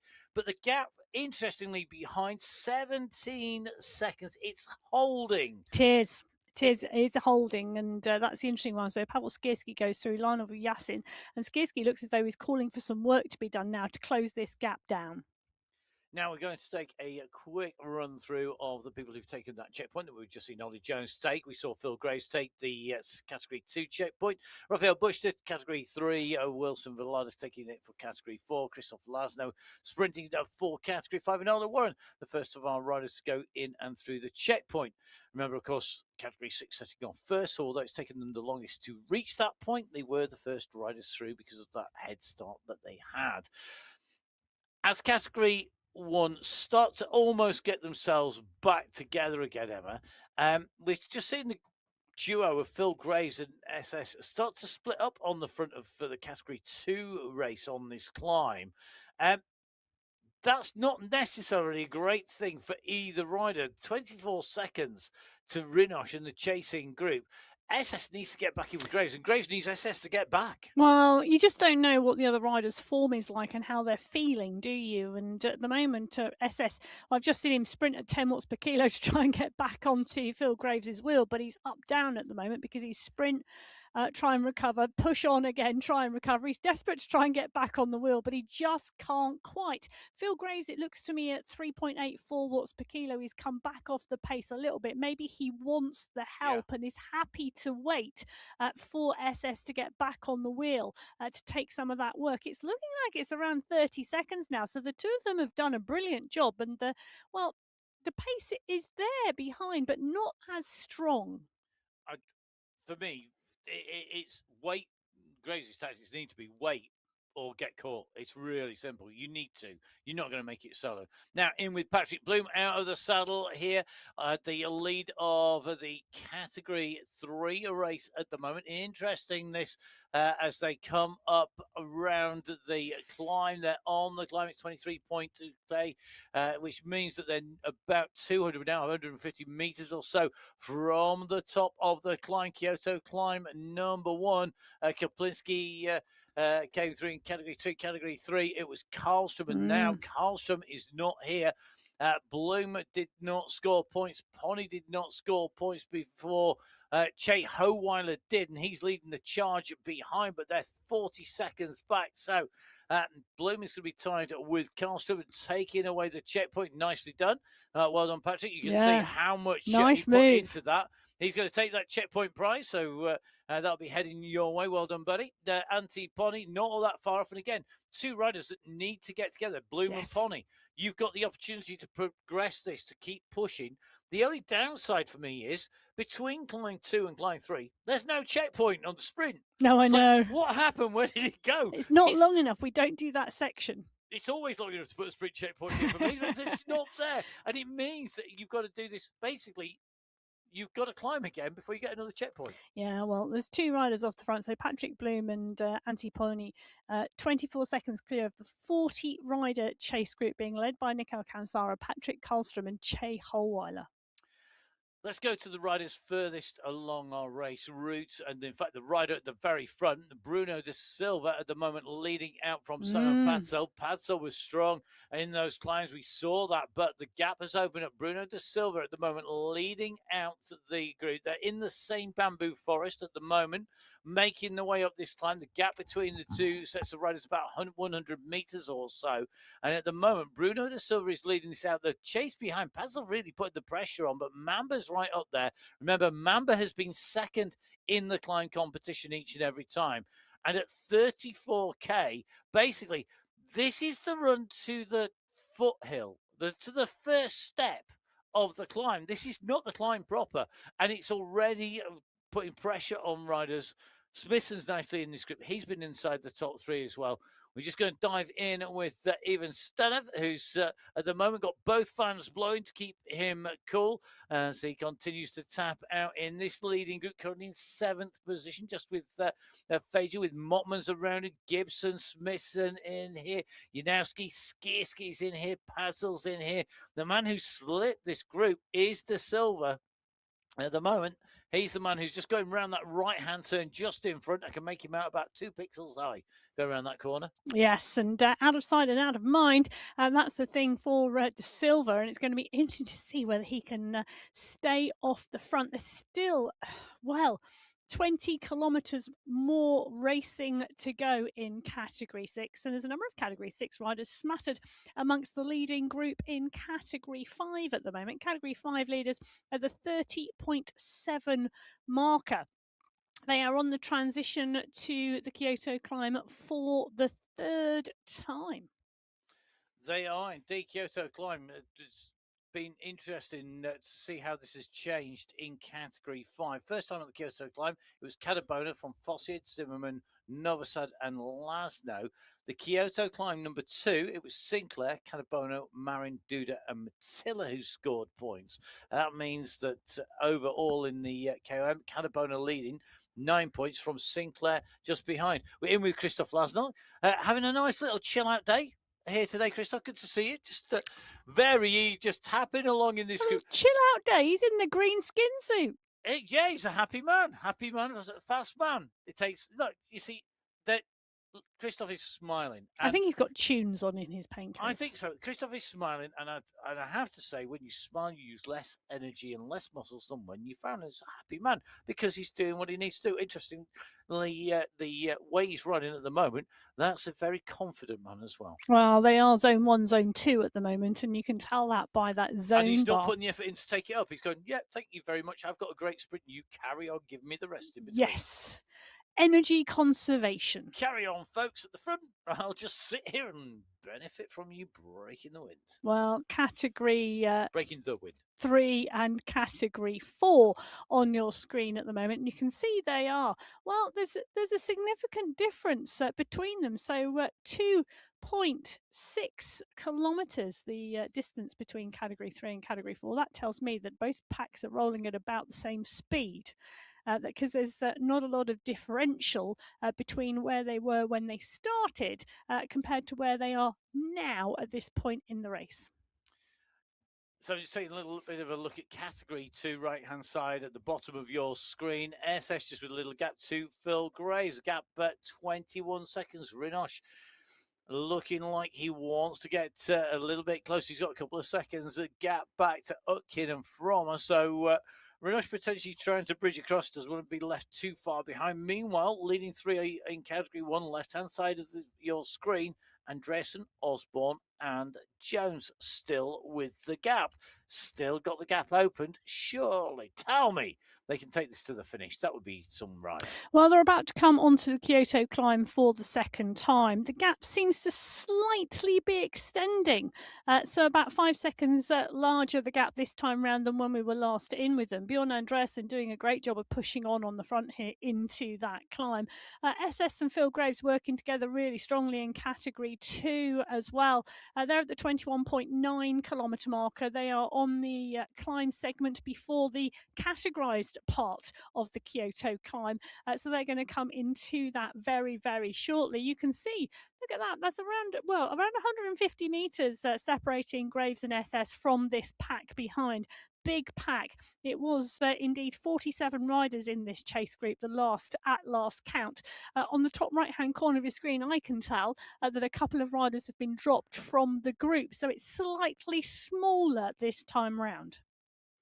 Yep, it's all a matter of degrees. It's only a couple of riders. It's only a few riders being distanced, but there are more to come, I suspect, because the way that this is being ridden, we're at 22 kilometers. Remember, the summit of the climb, the Kyoto climb, 23.42 kilometers in-ish, 22.4 for us mere mortals as we go in. And I think very interesting. Back in here at the moment, just sat with this leading group. We go into people's pain caves and we talk about, we're in the studio, we're not racing this, and we actually, the effort to race and ride, the ability to ride with any of these groups is impressive. And category 2, I mean, it's really hard. But can I just tell you one of the things from Backen's pain cave there? The strategic placing of the shelf, the clock with the seconds hands so we can see specifically, the iPad with the course route on it open next to him, the 2 additional bottles of fuel and hydration, the towels which you can reach and pull. Beautiful really setup, exactly what he needs to aid and facilitate his racing. Yep, the whole point of riding on Cycling Esports is you've got everything to hand, information, your bottles, your fuel, your recovery, what you need.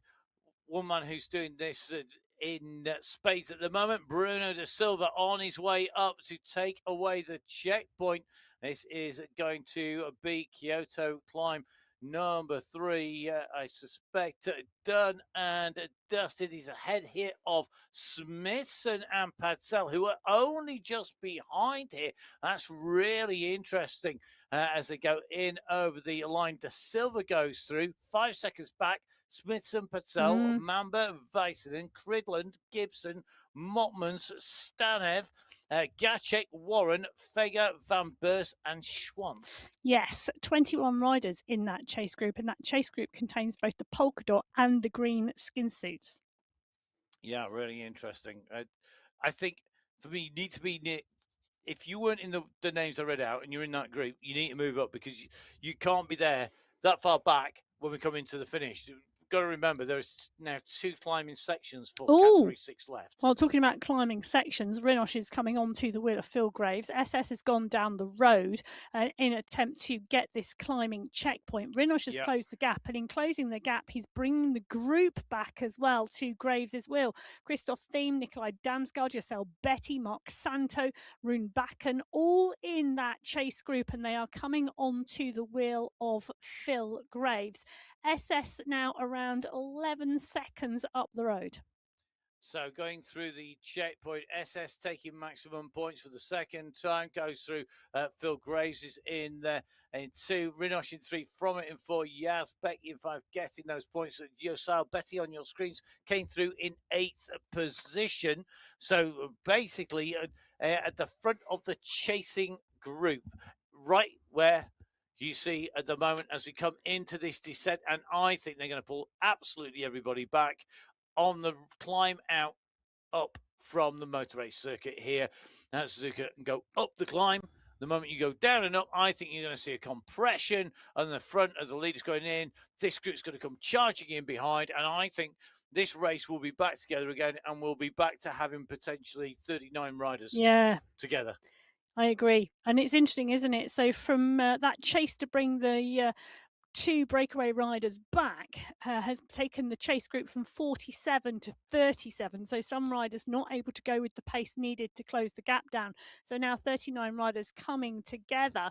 Well, I say coming together, SS, Graves and Rinosh are now pushing on again, and the gap's starting to open up again. The group behind need to watch what's going on here, and if they want to bring these 3 riders back and not have a gap go again. And Rinosh needs to capitalise on the work that he's done to get to them. He counter-attacked, went across. Graves was with him. SS pushed off the front. But that gap behind 5-6 seconds, you said earlier on, out of sight, out of mind. It's so true. People just, even though the date of the time is on the right-hand side of the screen, the focus of the riders is always on the avatars in front. I think that's really going to take its toll, because I think those riders behind now, they can see them, they can see the avatar, they know that they're going to be bringing them back, they know that this is the penultimate climbing section. Realistically, we drop down, we're going to go down through the bamboo forest at the very bottom of the low point of this course before we go on to the final ascent in towards our finish. I have, you can't do this time and time again, and we've still got another Kyoto climb to come. We're going to drop down, bamboo forest, big climb, then we're going to go back down again, then we've got to split, then we go in the finishing category 2. They've still got a long way to go, and it's back together. Well, they have indeed. Category 1 on the right-hand side of your screen at the 23.1 kilometre marker are coming up to around 200 metres to go until they see the polka dot banner for the second time. Andreasen, Jones and Osborne. The gap, 20 seconds now back to the chase group, and the group's starting to split behind. Andreasen, Jones and Osborne. It's Ollie Jones who's got the sprint and the polka dot skin suits. Andreasen and Osborne, are they going to battle with him this time for it? Yes, they are. They're all going for it. And Jones has just kicked at 10 watts per kilo, but Andreasen, I think, goes through in 1 this time. Not Jones. But Jones, I think, will hang on to the jersey. Yes, he does. Just. By 1 point. So Jones from potentially Andreasen, then Osborne. Then Osborne. It's just a battle behind. Don at the moment sprinting with Kaminsky. I think Don just taking that from Kaminsky, 2 and 1 points together, just waiting for the screen to update. Whilst it does for the results, let's give you the checkpoints. Andreasen taking category 1, SS category 2. Bloom category 3, Ronchetti category 4, Sinclair category 5, and Patzel category 6. So that's the Kyoto climb, the second of 3 ascents, the second of 3 passages through the checkpoint. Yeah, and the chase group now 13 riders in category 1. They're 24 seconds back, or were 24 seconds back at the checkpoint. Dont, Kaminsky, Vuyasin, Nair Safrazadi, Noren Pedersen, Dane, Vanhee, Plantro, Halley, Skierski and Kino. Those are the riders chasing. And quick reminder, 7 seconds was the gap at the top of the climb on the first passage. It's opened out. It was a bit more at one point. It's down to 20 odd seconds now. We'll see what happens with Category 1 as this race progresses. They're behind Category 2, the riders we're seeing at the moment in the green jerseys with the number 2, funnily enough, in Category 2, passing through the group of Category 6 riders out on course. Because, of course, as we said earlier on, this is a laps route. They're not exactly the same laps each and every lap, but each lap contains the climb of Kyoto Climb and the checkpoint. So whilst they might do some slight variations on the lower sections, the climb itself and the plateau, basically the climb up, the run through to go through the motor race circuit over the plateau and down the other side is the same. Interestingly, on the climbs though, the headwind is there on climbs on the descent off from the plateau on 1 and 3, but not there for second descent. Obviously didn't interest them. Sorry, I was just taking the right. One of the riders from the women's race had just messaged me with the information I asked for. Oh, right. Okay. I won't even ask you what the information was, but we will find out, I'm sure, at some point. We'll discuss that next week in the final. Okay. It is indeed finals next week. It'll be some really interesting racing, I'm sure, in all. And the men are going to California for the final. It's going to be very interesting indeed. Now, California, very similar race route in some ways to this because of the repeated climbs in California, quite a long race route. Catabona taking away the checkpoint at the top of the climb once again this time around. So Catabona going through in 1, Matilla in 2, Novi Sad in 3, Duda in 4, and Gaviria in 5. That's all 3 ascents of the climb done.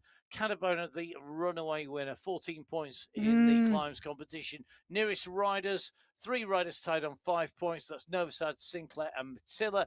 And then 2 riders tied in 5th place, Fossiad and Duda. So, Matilla, the rider who was right up there at the moment on the front of the race. The groups switched about somewhat as we see Category 1 riders coming past Category 5 on the bottom left-hand side of your screen. The leaders in Category 1, top left-hand side of your screen. Going clockwise here for old folks who remember pre-digital. Top right-hand side of your screen is Category 2, leading a group at the front. Currently just clear by 2 seconds. Another breakaway. Once again, SS in this group with Renash Gorjang in there as well as, I think it's Theme. No, Theme is chasing, so leading 3 just clear. Category 6, furthest riders down. 42.7k.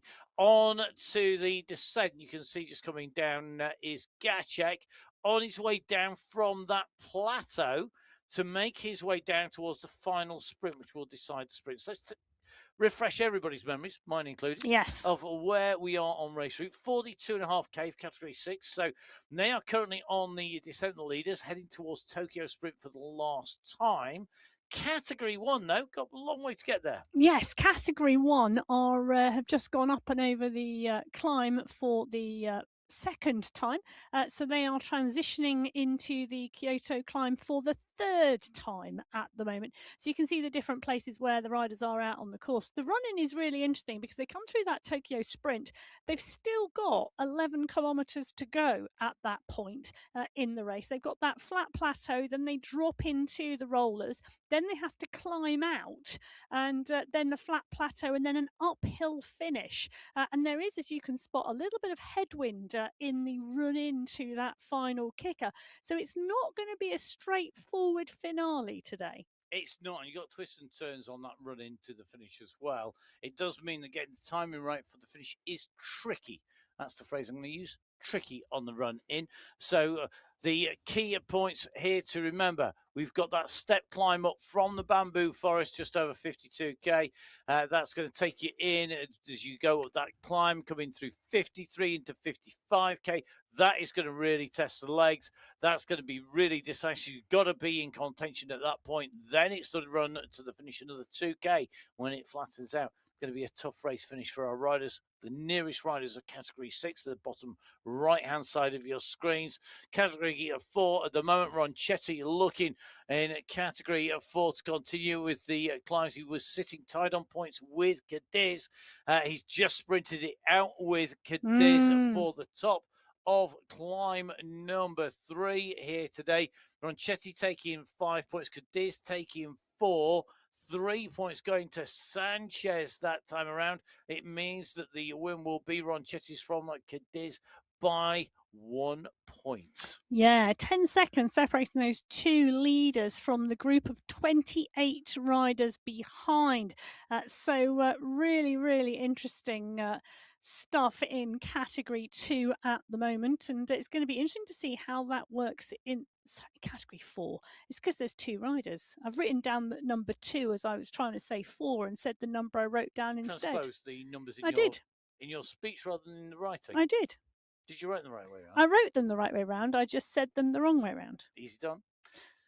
Easy done. Man who never made a mistake, never made anything. The relationship between the brain and the hand, a really interesting one. You know, thinking, writing, speaking, and how it all plays out, and sometimes you get it all in a muddle. It does. It happens. It does. It happens. Well, there we go. Yep. Easy done. Shall we go back to the racing? Yes, let's. Rather than theoretical brain-hand interaction and things like that. Let's go. If my brain can engage, category 6, right inside of your screen. Brett Gibson, Jonathan Fage, along with Simon Basil, Bruno De Silva, Matt Smith, and Evan Stanoff, all leading this race out at the moment. Furthest riders down the race route, 45.2k. Next checkpoint, 46 kilometres. Left-hand side of your screen, Savic at the moment at the front of the pack. Pretty much all coming back together again at the moment. Category 5 at 40.8k. So currently still separated by nearly 5 kilometres on the road between the Category 6 leaders and Category 5 leaders, which says to me Category 6 is going rather well today. Above, Category 2 and Category 1. In fact, on your main screen, Category 2 and Category 1. There you go. Brain says it, and screens move. Right-hand side is the leading bunch in Category 2. As you can see, we've got, I think it's 20-some riders in that group from last count. Left-hand side, 3 leaders leading Category 1.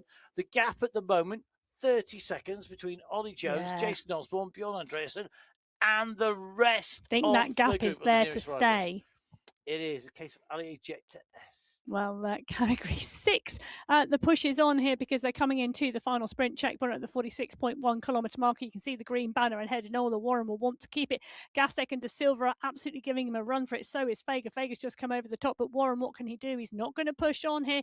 Gregor's Gasek is going to be the one to go underneath the banner in 1, I think. Yes, he does. Jonathan Fager into Ola Warren. Well, that was 3rd place, I think. But the question is it enough to hold the sprint?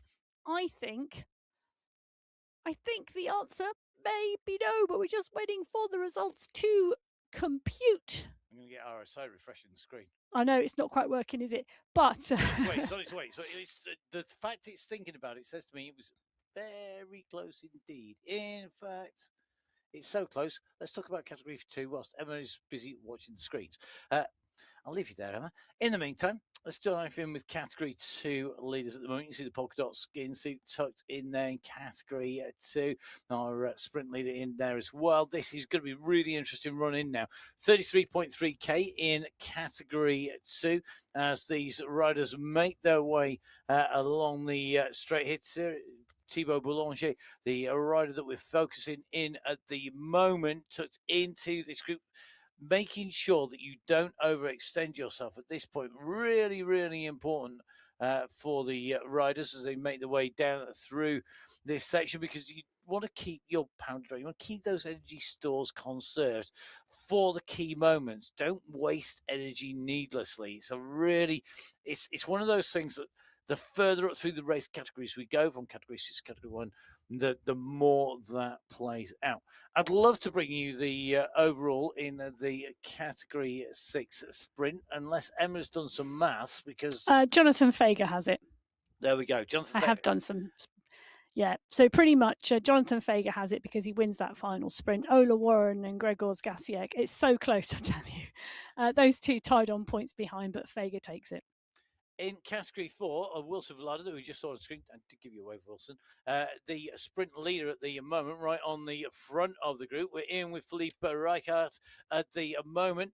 Rijkaard at the moment in with the group that's leading in category 4. It's a leading group. I'm not sure that it's the leading rider. I think there's one rider just up in front. I'm going to double check that because I think it may well be a purple jersey in front rather than red. Yes.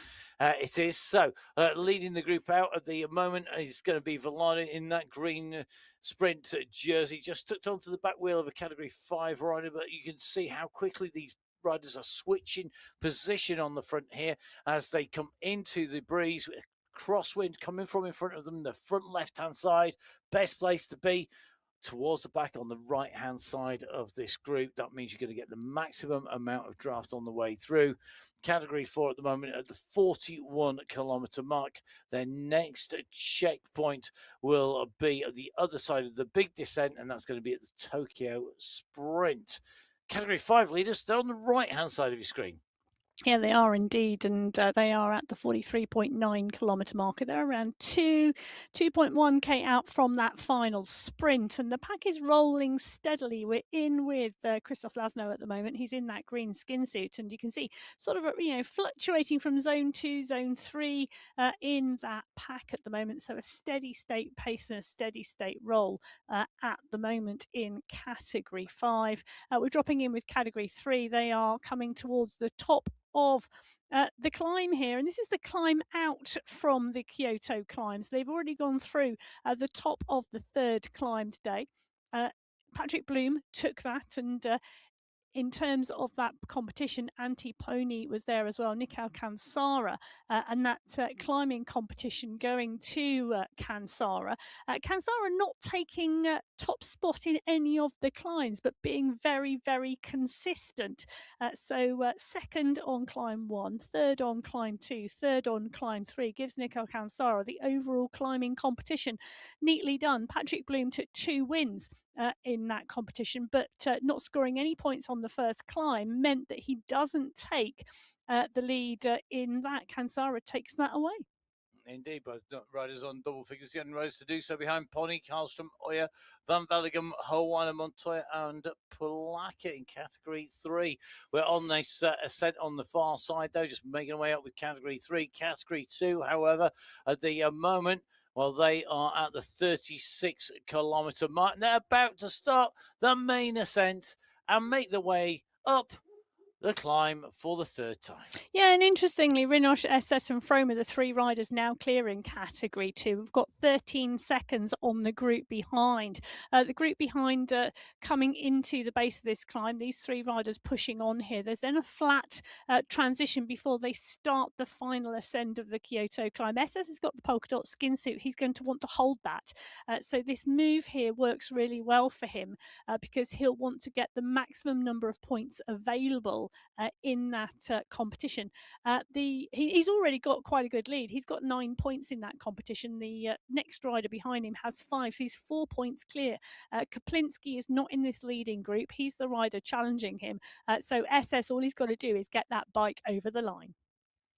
So SS in the lead in that climbs competition.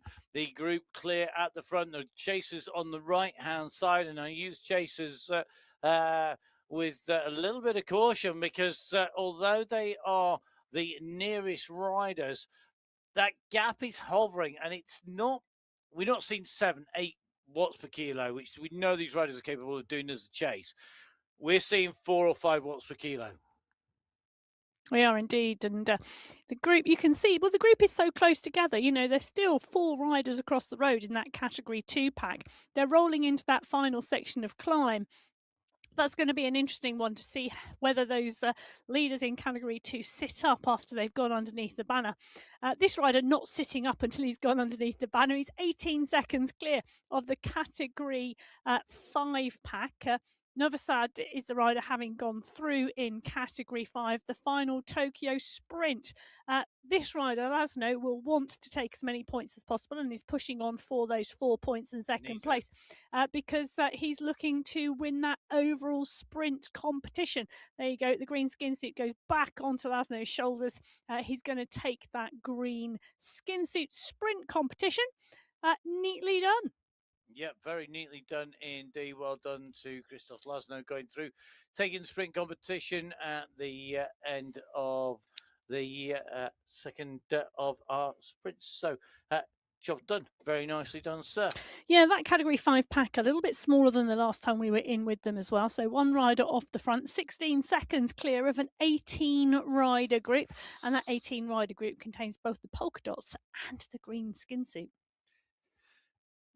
Interesting mix. Meanwhile, let's go back into Category 2. Category 2 are on to the climb, 37.7k at the moment. So you can see going underneath the banner goes SS extends and secures the win in the KOM by going through. He took second on the first ascent of the climb to Kaplinski. He then took away the win on the second ascent. He's taken away the win on the third ascent. Behind him, the riders continue to push on through, but that is going to be SS's to take away as they move on from behind and then cross. As you can see, though, this group, I think, are going to come back together again. We're going to see a reforming. They've had more reforms and rejoins and a boy band. And a boy band. Yeah, you got it in one. I knew where you were going with that. You did indeed. Oh well, you got to use boy band. You're just anticipating that next week we're going to have Take This, Take That, the Venga Boys. Yep. We're going to have, the boy bands are back in town. Yes, feel free to use boy band names for the, and we'll try and think of as many puns with them as possible. But if you could just also tag into the fact that the men's race is going to California and there's lots of songs about California, you could really go with the band reference. We've used songs. I know we have. We're going to need to do something different. We are. How about watch the racing because it's the final? That's a good plan. I like that a lot. Well, Category 1 are on the right-hand side of your screen at the 36.7 kilometre marker. They are now coming up onto that final climbing checkpoint. Ollie Jones has the polka dots. Jason Osborne and Bjorn Andresen are with him. The gap now is out over a minute. These three riders are well and truly clear of the chase group behind, and the chase group are riding for what will be fourth place today, I think, but don't quote me on it yet because the race is not over. And I think from this point on, we'll call them Group 2 rather than the chasing group. Yes. Well, Wilson Villada on your screens at the moment. He is on your screen. He's up and out the saddle. The headband and the headphones are on, and he's dialing it for the sprint at the moment. Mason Rocca is the rider chasing the rider from the USA. Ryan Giuliano is coming in as well. But Rocca versus Villada. Can Rocca come up onto Villada's wheel? Villada kicks again. Oh, that was just so close. I think Mason Rocca got that, but I was about to say I could well be wrong, but I'm not. Mason Rocca takes it from Wilson Villada. That was seriously close. It was on my screen. It says 0.000 between the two riders at the moment. We'll see whether that is changed on the way through. But Villada doing enough, I think, to take away the sprint win overall. But Villada and Rocca were tied coming in. So might well be Rocca's taken that just with that sprint. Well, the two riders 5 seconds clear of the group because of that sprint, which gives us, a 29-rider group in that Category 4 race going now towards the finale. Oh, Bjorn Andresen has gone long. Bjorn Andresen in Category 1 has gone long to take the points away from Ollie Jones in Category 1. Take a look at that. There's only 1 point separating them in the competition, and Ollie Jones... I think he may have lost it. He has. He has. Osborne got in between there, so that spread it out a little bit there. Do you think there was a little bit of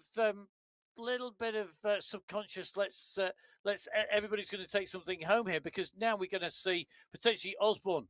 You've got to be hot favourite for the win, and then you've got Jones in green, and you've got Andreasen in the polka dots. Maybe that's just karma at work. I was going to say, I'm not sure there's an agreement there, because with this finale, it's subconscious, sharing. A subconscious sharing. I'm not sure, because all three of these riders are going to want to take the win today, and I'm not sure with this finale there's any guarantee it's Osborne's. Oh, I could well be proved wrong.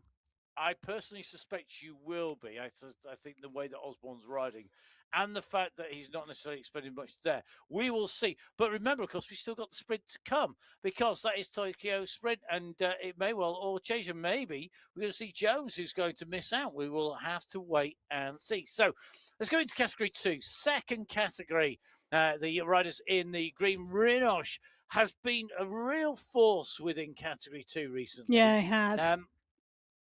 It's not always paid off, the attacks. He's not always been right up there, but definitely using that racing for some great training as well. Yeah, he has been, and it's been really good to see taking the racing by the scruff of the neck is one phrase that we could use, but he has indeed now. Mikael Utkin chasing strongly. Carlos Ospina in the mix too. Mathieu Cagna there. Phil Graves still towards the front of the race, but Rinosh now starting to work, and he's putting in a really strong effort here at the 40.7 kilometre marker. It's a big transition between where he is now and the next checkpoint. So this isn't even a long run push for that sprint competition. It's interesting to see how long he can hold this pace. We'll have to wait and see. We'll have to see what the group behind him can do. 30 seconds is a long way, but you can pull that back if you're good in one climb. We will have to see. Now, let's dive in with category 6. Remember, first riders away. The standard race category. We've seen Padsel take away the polka dot skin suit for being the best climber. We have seen the green jersey awarded to Gacek. What we're looking for now is our overall top finish. 10 prizes at stake, and a whole lot of bragging rights, of course, in all of our race categories. So if you want the full prize list, go to MyWhoosh.com, go on to events, and you'll find on events that there is the Sunday Race Club. There's this general Sunday Race Club, as well as the individual finals will be up there pretty much as soon as we finish this race. It's the Sunday Race Club main page, and then if you go on there, you can find all the details about prize funds, the list, which is allocated out to which category. The prize funds are equal between the men's and the women's each month along the way, even though we do see different checkpoints for the women's race and the men's race on each individual race. The prize fund is the same, and the prizes are equal if you're category 1 in the men or category 1 in the women, category 6 in the men, category 6 in the women. It's the same. And there are 10 prizes individually in each of our qualifiers. Prizes for the checkpoint, first through the checkpoint in each category, also for the overall sprint, also for the overall climbs, and of course for the top 7 teams next week in our final. So it's one of the reasons why getting that team competition dialed is critically important. That top 10 at the finish is going to be fought out on the run in to the line.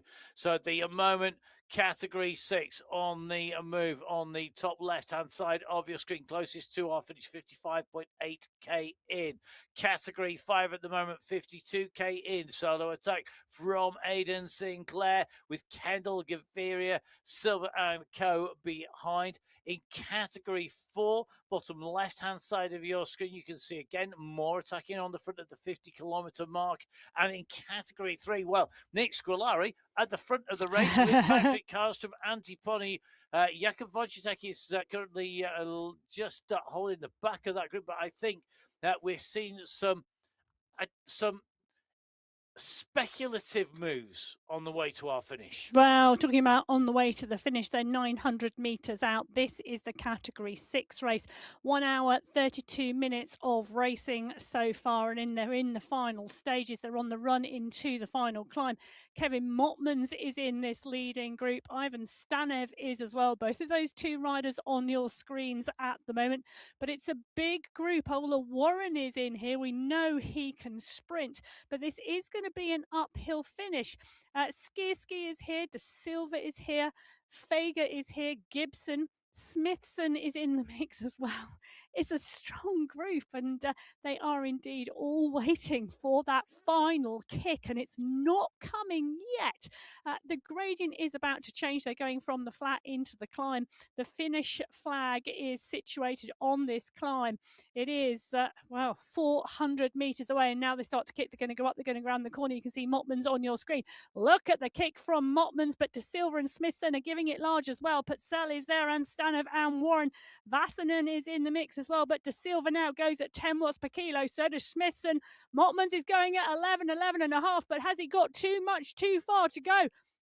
The De Silva is going to take this, I think, from Smithson. Motmans is going to try and close the gap down, but he's not going to get there. Bruno De Silva is going to take the win in Category 6 today. Smithson into Motmans, I think, is going to come through for third place today. That was a phenomenal final 600 metres. Ivan Stanev comes through for fourth. Simon Purcell for fifth. So Bruno De Silva takes away his first win on the MyWhoosh Sunday Race Club, ahead of Matt Smithson in second place. Motmans and Stanev third and fourth. You saw them on the left-hand side of your screen in person as the avatars competed for that run into the finale. 11 riders in through the line already in Category 6, but all power to Bruno De Silva. He led it out and he held them off. He held off the charge from Smithson and from Motmans. What a result. A great result for him. Yeah. 3 third places, his best result to date. Now he takes a win on the MyWhoosh Sunday Race Club. Well, at the 54.2 kilometre marker on the first part of this climb, we've got two riders clear in Category 5, Aidan Sinclair and Luke Kendall. At 7 seconds at the moment on this first part of the climb. There's a flat transition from here to that final kicker where the checkered flag is. Can 8 seconds help in this race? It's going to be really, really interesting. We saw the Category 6 race playing a lot of cat and mouse, and nobody kicked until that final climb. These two have chosen to go on the earlier climb a little bit further out. There's still around 2.5 kilometres to go, but at the moment, Luke Kendall on your screen, he's with that group. Aidan Sinclair there too. You can see the group behind. It's now at 5 seconds. Christoph Lasno on your screen as well. He's the holder of that green skin suit, the rider with the strong sprint today in Category 5. The pack are moving, and the pack are moving strongly, but the gap is still sat at 6 seconds. Well, now the flat section comes before we hit that final kicker, and it could well favour the group behind, but they're not at the pace of the group on the front. Aidan Sinclair keeping that pace high. Luke Kendall pretty much sat on his wheel. Needs to use a bit of steering, get on the other side to take the draft and get out the wind. But at the moment, Sinclair and Kendall 1 and 2. They're holding it at 6 seconds. Savic is the rider with Gavira doing the chasing on the group behind. They're about to swing round that corner, but these two are working really strongly at the moment on Category 5, and this could well be the winning move. Category 2 on the other side of the screen, Rinosh now has got a substantial gap going through that Tokyo sprint, and really great work. Phil Graves leading the charge from behind, wants to pick up the points and secure that sprint competition because he's in that green skin suit. But 6 seconds back to the chase group, but Rinosh is 37 seconds down the road. That effort he's put in to go clear has really paid dividends for him. The question is, can he hold it for the next 10 kilometres? Well, 11 kilometres, because that's how far the Category 2 pack have got to go until they get to the finish line. Long way to go for Category 2. Category 5 should be our next finishers. Just taking a quick look at Luke Kendall's stats along with Aidan Sinclair on mywhooshinfo.com. Don't forget, fantastic resource there. 1 win so far for Luke Kendall. Aidan Sinclair has taken a sprint and a KOM jersey, but not taken a top 5 to date. So, can Aidan Sinclair or Luke Kendall take away a top spot here today? We will find out. It's not far to go now.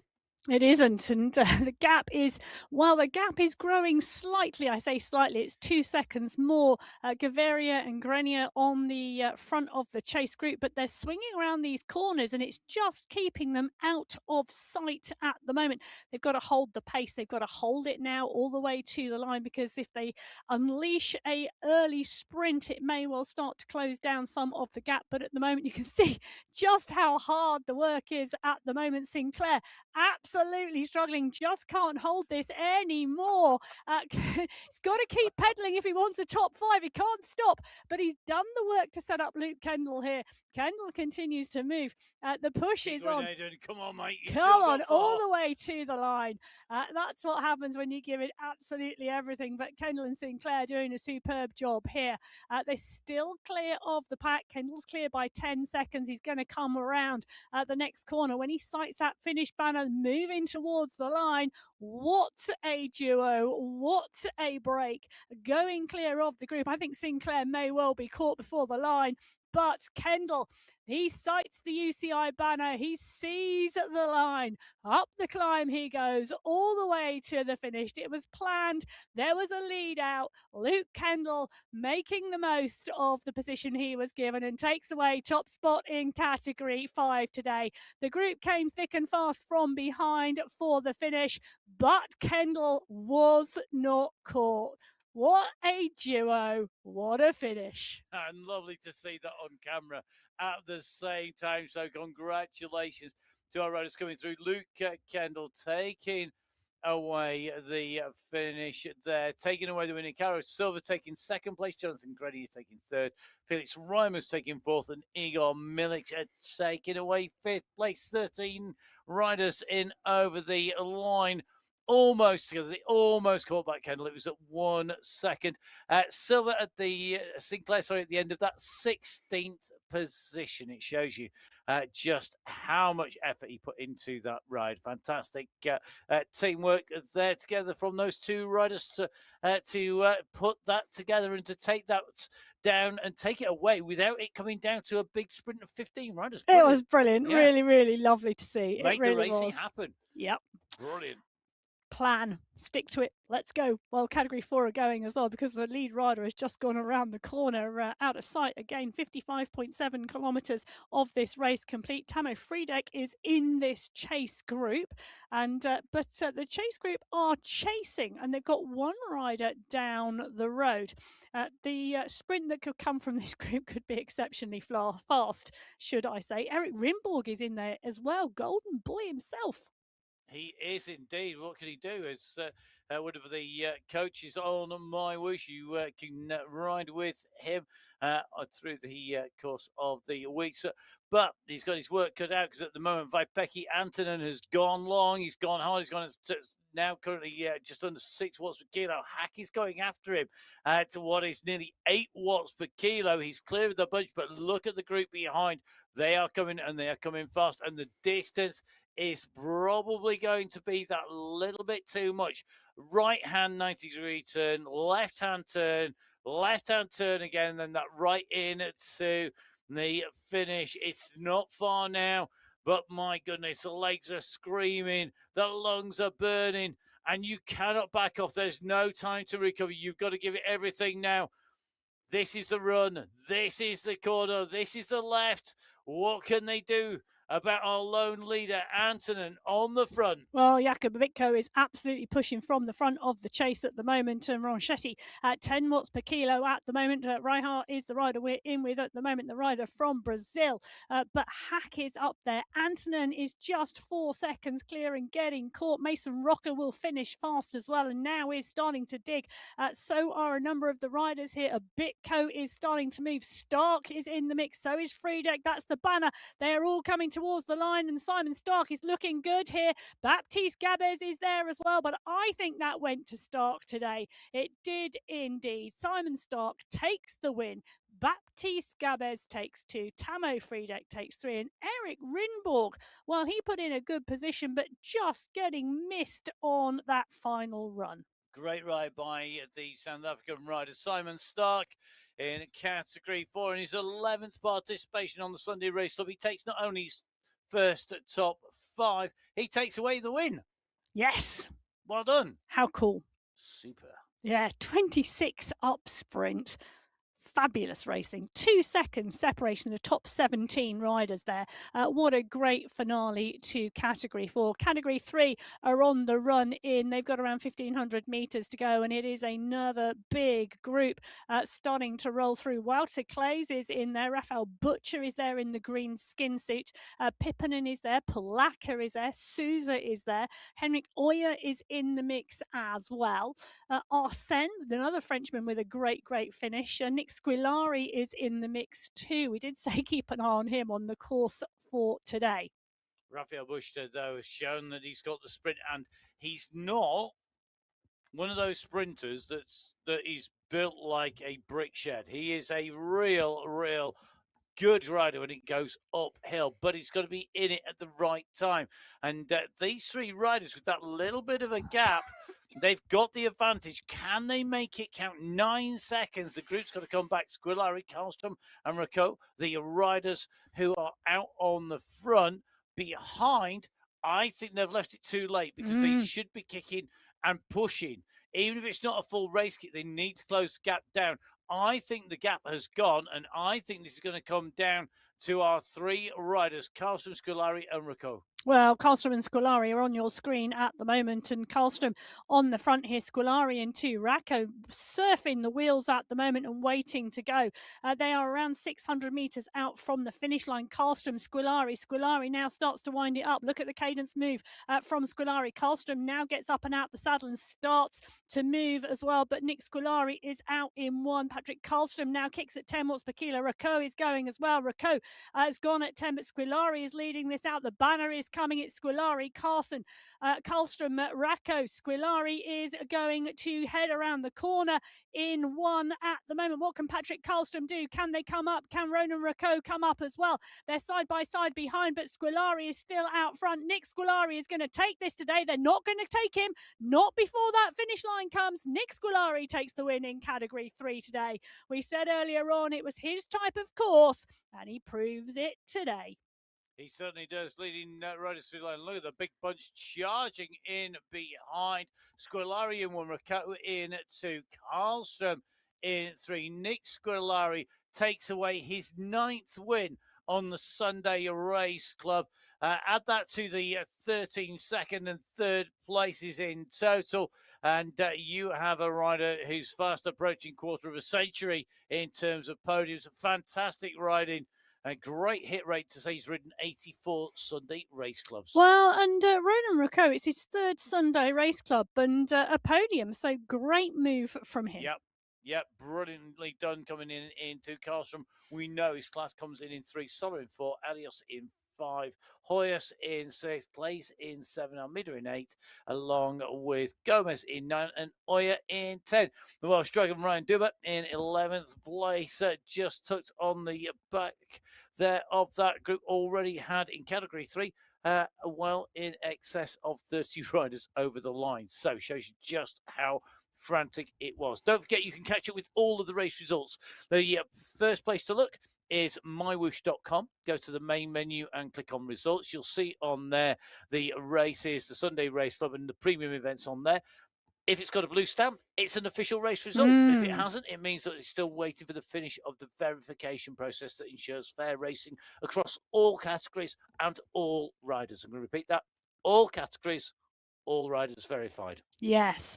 Now, Category 2, which is the race on your screen at the moment, Rinosh in 1, clear of X100 by 40-something seconds. A further 20 seconds back is the group with Ospina, Krasnich, Mundell, SS, Froma in there as well. 30 riders in that group. At the Tokyo Sprint, which is the last checkpoint that we have, Rinosh was clear by 40 seconds of Phil Graves. X100 was in the group, so X100 making the move since that point in the race towards the finish. It's going to be interesting to see whether that stays clear. There's a very fast finishing group behind, and I think they're going to wind it up early and try and close that gap. Category 1, well, Jason Osborne has indeed gone clear.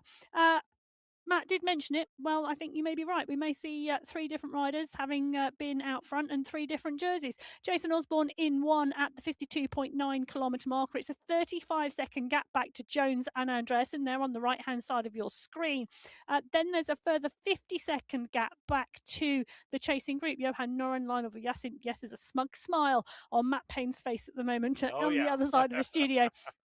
Mikhail Kaminsky is in that group as well. There will be a sprint, I think, for 4th place today. There'll probably be a sprint for 2nd as well between Jones and Andreasen. Jones is in the green skin suit. Andreasen is in the polka dot skin suit. Jason Osborne is in the rainbow bands. Soon to be yellow. Well, barring incident or dropout or tech issue, but Jason is a true professional. He's really Jason Osborne really sums up for me. He's taken that world tour, that Olympic medalist. Don't forget he's an Olympic medalist attitude of rowing. Making sure at rowing. Still Olympic medalist. I know. Yeah. Medal. And he's taken that level of dedication, that attention to detail, that making sure everything is done correctly, that there's backups for the backup, that he's not going to have that issue, that he's got that. And he's applying that because at the end of the day, he's the best of the best when it comes to cycling esports at the moment. Multiple time champion, defended that in style in Abu Dhabi at the World Championships live in person this time around. We will see whether it's going to be the same in 2026 as it was in 25, 24. Now, in with category 2, the move is on, and Bakken is leading the charge behind. Live on your screens at the moment. He knows where that finish is. He knows what he needs to do. Behind him, the bunch has woken up a little bit, but it's still sporadic. It is at the moment, but Rinosh 30 seconds ahead at the moment of Bakken, X100 8 seconds ahead. The gaps are now coming down because of the work room Bakken is doing. Bakken on your screen at the moment, you can see the effort, you can see the work going into this. Daniel Mundell is there too. So is James Krasnich and Carlos Ospina. The pack has woken up early. They're at the 55.7 kilometre marker. 57.1 is where the finish line is today. Rinosh is leading the category 2 race on the left-hand side of your screen. Still 28 seconds clear of X100. Back and continuing to work, but nobody wanting to help with this move. Really interesting. Bakken doing so much work here. Bakken was searching to try and take his 2nd win on the MyWhoosh Sunday race club. Rinosh looking for his 5th. At the moment, sandwiched in between is Mr. X100. At the moment, the gap holding to X100. Rinosh holding his gap on the front of this race. This may be the simplest race finish, and I'm going to put the commentator's curse on it by saying that. The simplest race finish of all of our race categories, because it could well be we're going to see our top 3 riders come through and nobody able to challenge them on the run to the line. Still distance to go. There is still distance to go.